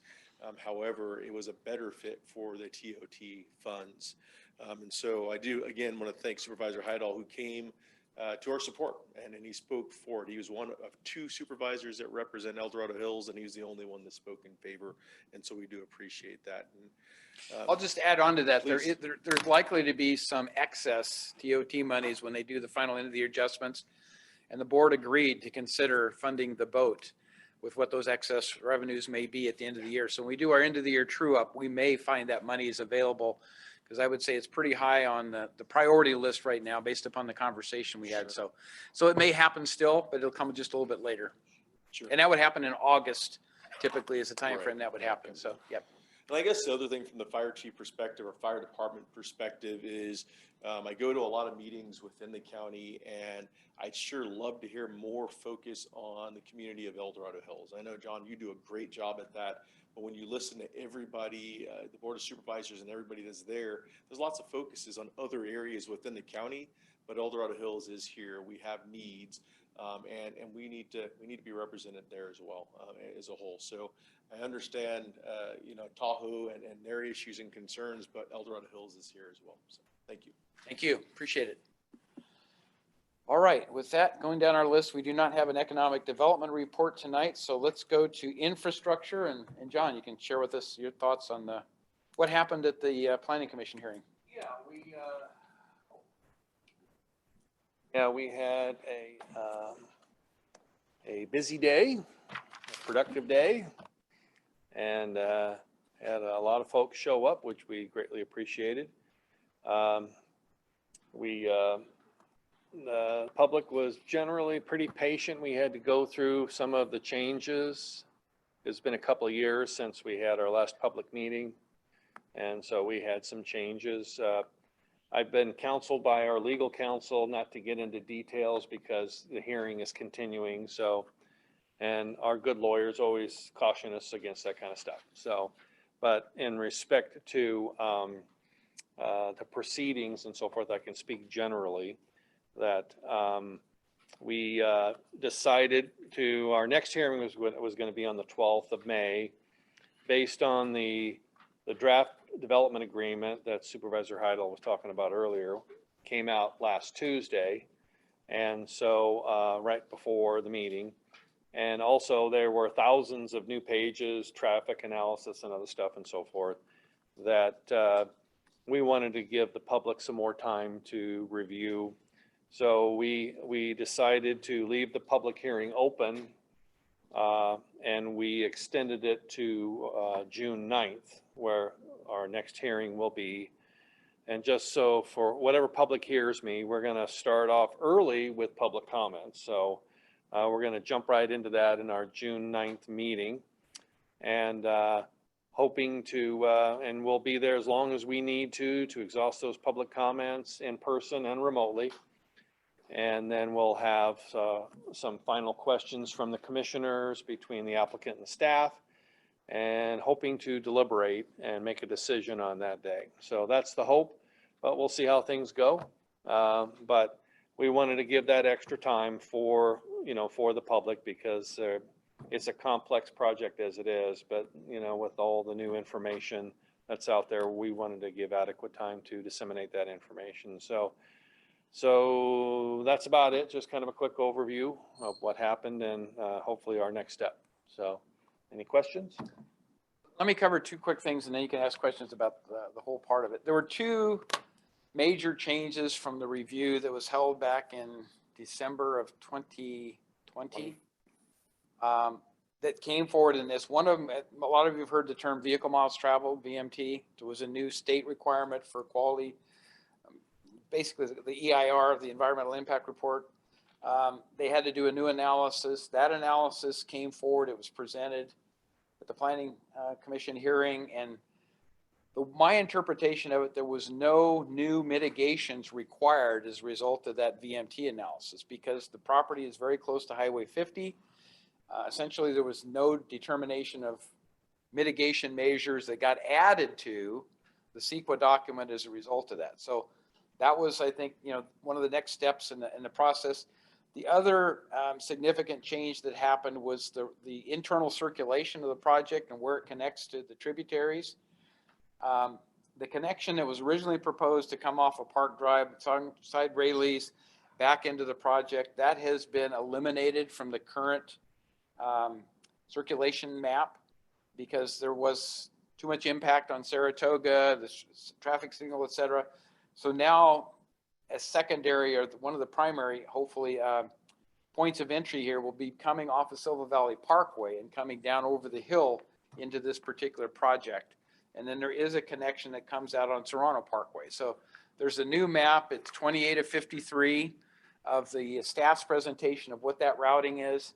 Some of you may remember there was a roundabout originally planned in it. That's pretty much disappeared. So the internal circulation and egress and ingress points have changed in this particular phase of the program. But they did, within the structure here, talk about a lot of other things. They covered the whole CEQA requirements. I'm not going to belabor it. But those were the two major events that had to be accomplished or changed from the past. I don't know of any detailed analysis on CEQA per se, where the planning commission said, okay, this is insufficient because the mitigation's not there. I don't know that any of that happened. But anyway, the board always has the chance or opportunity again to come back and say, hey, you overlooked something here. This really should have been given more consideration. I know seeps, water on both the Pedregal site and this site have been questioned about the adequacy of the environmental analysis, et cetera, et cetera. And I haven't heard and haven't really read the response to that to see if there is a response that's significantly different than the original. So I'll be looking and reading all that information, hopefully in parallel with a lot of other people. But those were the things that I wanted to add. Of the two significant changes, there's no additional mitigation other than a rerouting per se that I saw come out of the planning commission hearing. So, Well, let me also add, which you can probably allude to it, but once it gets done with us, then the whole public comment portion is going to start over again with the Board of Supervisors. So the public will have more bites at the apple, so to speak, in respect to providing public comments. And I know Supervisor Heidel, you talked about maybe having a local meeting or something like that at night. I'll leave that up to the board. We had one a couple of years ago, and I must tell you that we've had thousands of comments, and I'm sure we're going to get many more by the time we meet, and we'll have a full day of public comments, which we appreciate and we want. So I think there's been no lack of public comments on that, and that's always healthy for a community when it comes to a project to have that. So yeah, so there's going to be a whole nother round of public comments, and probably 1 or 2 meetings at the Board of Supervisors as well. So just wanted to add to that. and I'm going to make a comment when we get down to next month's guest speaker. I've got a proposal to maybe change that. So okay. But I'll hold that one until we get there. All right. Thank you. Any questions for John? Yeah. The thing that was constantly brought up, or at least brought up a few times, including by one of your fellow planning commissioners, were some of the outdated studies from the original environmental impact report, studies that were done in 2014 and haven't been updated, done in 20 or 21 or 22. So I think that's something that I hope you guys will be questioning and looking at, because things that are 8 or 9 years old may have changed significantly in that time. We'll see. All right. Any other questions from anybody present? Nobody, nobody on Zoom. So thanks, John, for the report. I appreciate that. We'll move on to good governance. Richard, I don't know if you wanted to add anything in general and transparency or anything. Okay. I'll just say I appreciate your public comments, because regarding some of the interaction, newspaper articles from one perspective kind of set a tone, and I think there was no situation comparable to dealing with that newspaper article for balance, and I think it's just healthy, and that's transparency. Thank you. Thank you. So the one thing I'd listed here was the county charter review. Some of you may know that we have an obligation to look at changes, potential changes to the charter. I think it's every 5 years, if I remember right, and that 5-year cycle is up. So I had heard that all the supervisors were making their appointments and something should be coming forward, but we found out that they've been unable, all the supervisors have been unable to define who they want as their primary and their alternate for the charter committee. So they're now anticipating a board item to be brought back sometime in June to make the appointments to that charter committee. I've already identified and designated Richard as our lead for that, if he's willing to accept it. And then also I wanted to flip-flop it, our alternate, our lead in the past, Rachel Michelin. I've asked if she would be willing to be the alternate, and I think she said she's willing to do that again. So we will have continuity in those discussions from when the charter committee met 3 years ago, more than that, 4 years ago. Maybe it's 4 years ago. But I just want to point out to everybody, the El Dorado County Charter is 13 pages. It isn't that difficult to read. And we will be having at this board meeting a discussion of what are the items that the Board of Supervisors thinks that the Charter Committee should be tasked to review. Things like election of officers. We have 7 elected officers other than the Board of Supervisors in El Dorado County, which by state law you're required to have 3. We are the only county who has an elected surveyor. Out of 58 counties, we're the only one who has an elected surveyor. So you might try to understand how some of this got formed many years ago based upon the thinking of the then supervisors. Some of it to me is pretty outdated, but ultimately it has to go to the public for a vote to approve changes to the charter. The last time around when we met, there was proposals made and it wasn't going to pass, so we didn't even put it on the ballot. So, and that was based upon grand jury findings. We had grand jury recommendations that they reviewed, that some of which I agreed with. But the makeup of the Charter Committee decided it wasn't worth bringing it to the voters so the voters could decide. And so it ended there. But this is a 5-year obligation. It's a new opportunity to weigh in on things. I have several things that I've already made note of that I would like some discussion on, but we'll see what the other supervisors come up with. But anybody who has an interest in really understanding the unique things that El Dorado County has in their charter as opposed to other counties, it's only 13 pages. It's kind of interesting to see how we've set some of these things up based upon historical things that have been put in place, that some of which you have to ask yourself, is that really a reason to continue it? But everybody has an opinion. So anyway, in June, hopefully we'll have that discussion if they can define people. And you can point out that the commission is like any other commission, and it holds public meetings. Yes. And there's a citizen participation at that time, which is pretty healthy. Right. You do tend to see the same citizens. Right. Over and over again. And they tend to be very vocal about some things. So is it really full representation? Probably not. But anyway, one of the key things I'll mention in the past was term limits for supervisors. That was one of the items discussed by the last charter committee, because right now supervisors are restricted to 2 successive 4-year terms, after which you have to be out for 4 years before you could possibly come back for another series of 2 4-year terms.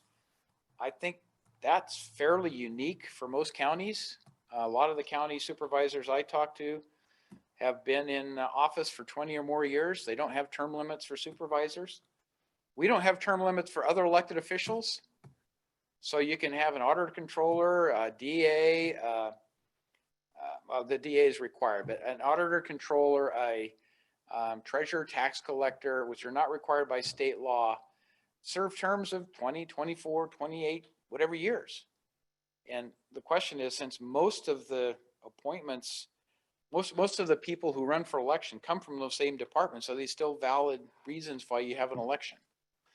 Not always, but anyway, it's for public consideration. This is a chance that we have to do an update, and we'll see what the committee comes up with, what they recommend, and then the board ultimately will make a decision to put it on the ballot for the voters to decide or not. So more to come on that, right? Any questions on that? Just kind of a general, this is the charter stuff. Because I think it was, last amendment was in 2016.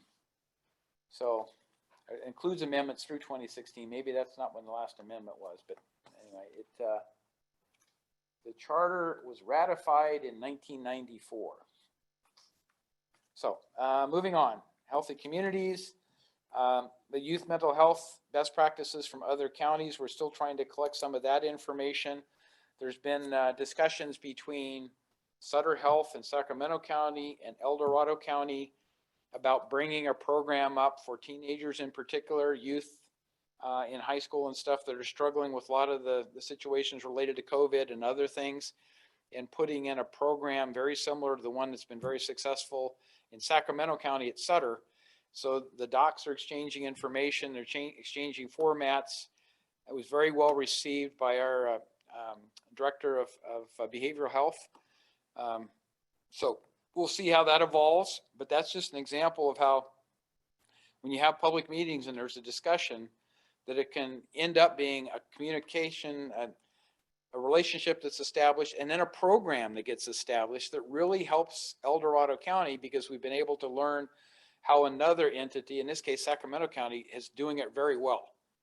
And a program which one of our teenagers that went to Oak Ridge High School couldn't find any help in El Dorado County, was very successful in getting through the program and making significant improvements in the situation based upon the Sutter Health Program. So always trying to look at how we better out the services that we have, and that's particularly, you know, one area is in terms of healthy communities and COVID and other related things. So I'll leave it at that. APAC. Oh yeah, that. Oh yeah. So APAC, our meeting in May was scheduled for May 11th, and it was to be here in this room. However, with the document release for the Central El Dorado Hills specific plan, we were unsure on the timing. The Planning Commission had discussed maybe a May 12th meeting, which would not allow us time on May 11th to review it and provide any sort of thoughtful information to the Planning Commission. So we elected, before the Planning Commission held their meeting, to move our meeting ahead. Unfortunately, the room's not available here on Wednesday this week. So May 4th, we're doing virtual only via Zoom. There's plenty of room. I know a lot of community members have a lot of interest in this, but it's May 4th, 6:30 p.m. Pretty much our only topic is the Central El Dorado specific plan in terms of what our subcommittee has been working on. And we want to continue to gather that public feedback and public input.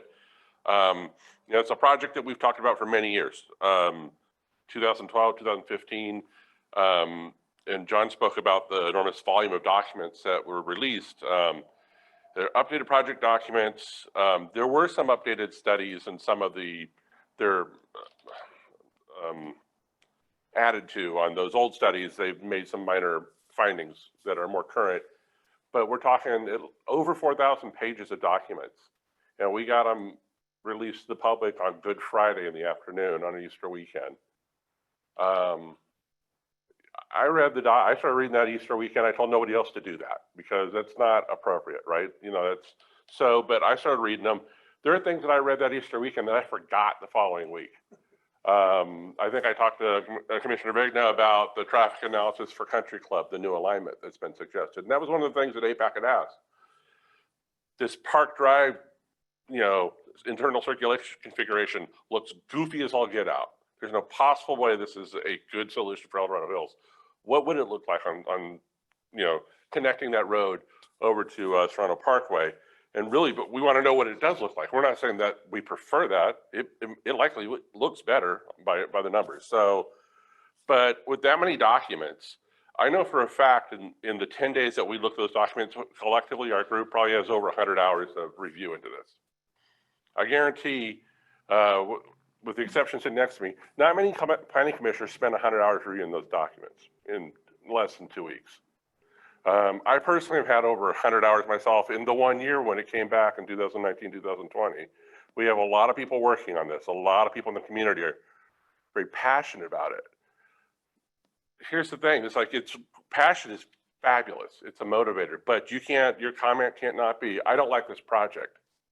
Well, I don't like a lot of things and things still happen. So if there's something you don't like, you need to quantify it, ask questions. How can it be made better? Our effort with APAC is, you know, we want to see how this project could better benefit the community. Our initial findings on this was we couldn't get there. The applicant doesn't want to seem to change the project. Is this project or no project? I know that Supervisor Heidel has mentioned in the past that he expected to be a different project by the time to get before the Board of Supervisors. Well, to date, it hasn't. I mean, there's some minor changes here.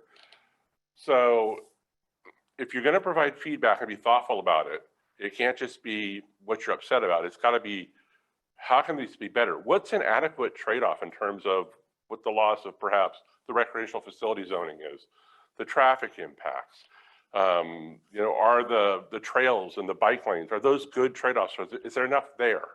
So I encourage everyone to attend. You all have an opportunity to talk. There's too much of me, less of me, more of you is better. But we're going to hear from community residents who are going to be participating. I've already lined up a few people. The CSD has a few comments that they'd like to supply.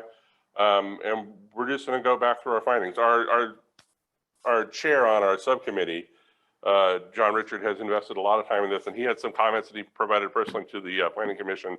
Just because we're short on time, I think are more than adequate in terms of what we talk about with the general plan consistency and where we think it might still be suspect. I provided some comments on behalf of our subcommittee to the Planning Commission. They're very focused because we didn't have that development agreement until Tuesday afternoon and prior to the hearing on Thursday. And when we talk about us not having time to review it, you also have to consider the planning commissioners have to read all this stuff too. So, and then I was able to actually make some public comments in addition to that. And again, just clarifying, this is a lot of information and there's a lot of opportunity to get something right as opposed to getting something wrong. So please participate. We'd love to see you, even if it's through this screen. So Wednesday night, 6:30, May 4th. And I'm done. Very good. Thank you.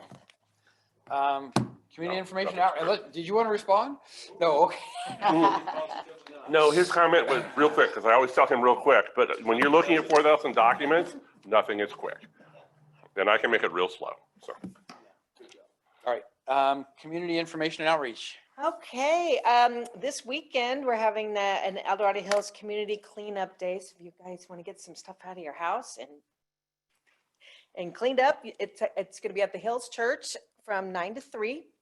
That's this Saturday. And this weekend, Mother's Day weekend, on the 7th and the 8th, it's the El Dorado Hills Art, Beer, and Wine Festival in Town Center, which is a great event. All those different artists, and you can buy tastings for the wine and the beers. So great event.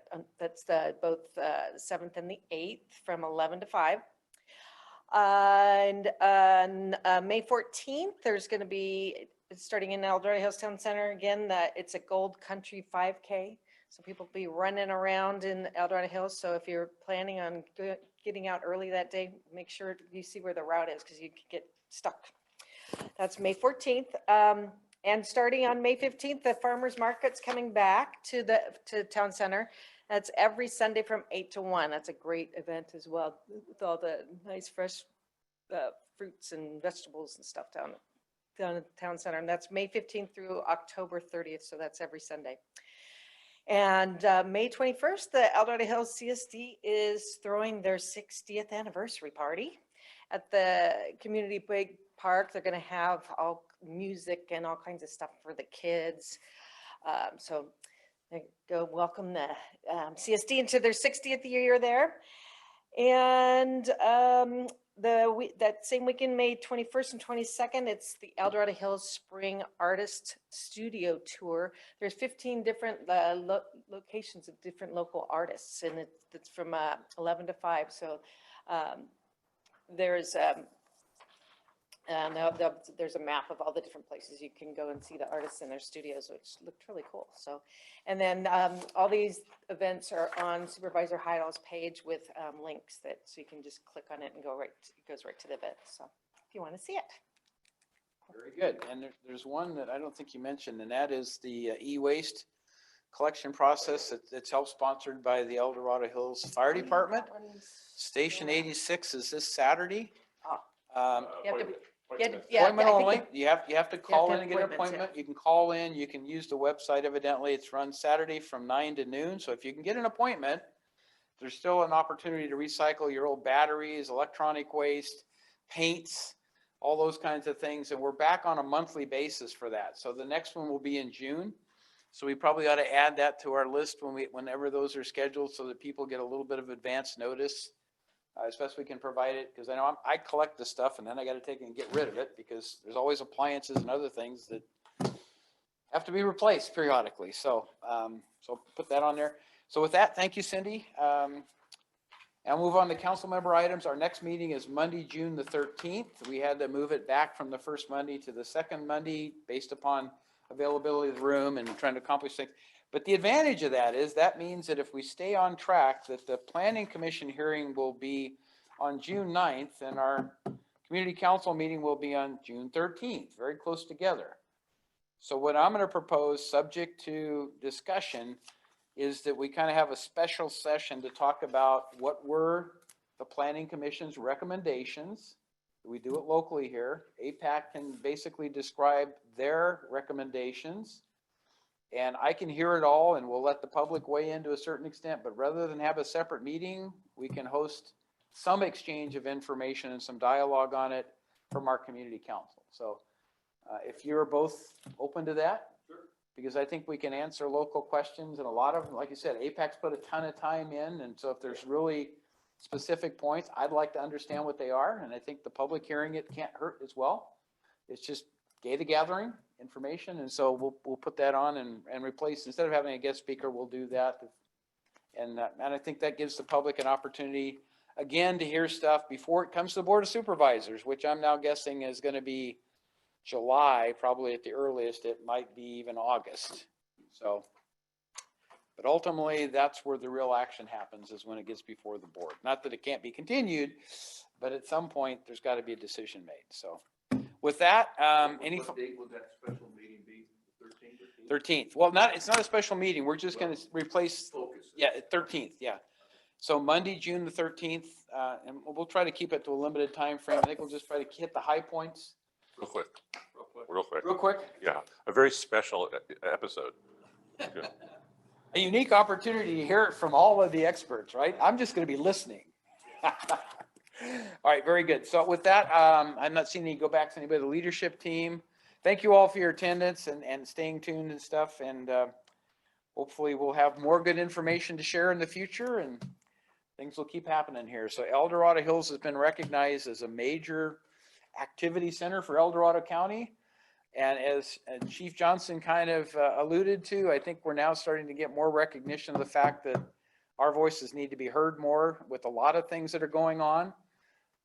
So hopefully that will happen with public participation on not just negative things, but positive things that we can do within the community. So again, thank you all, and we'll adjourn the meeting. I don't know what time we're looking at. 7:22. 7:22. All right.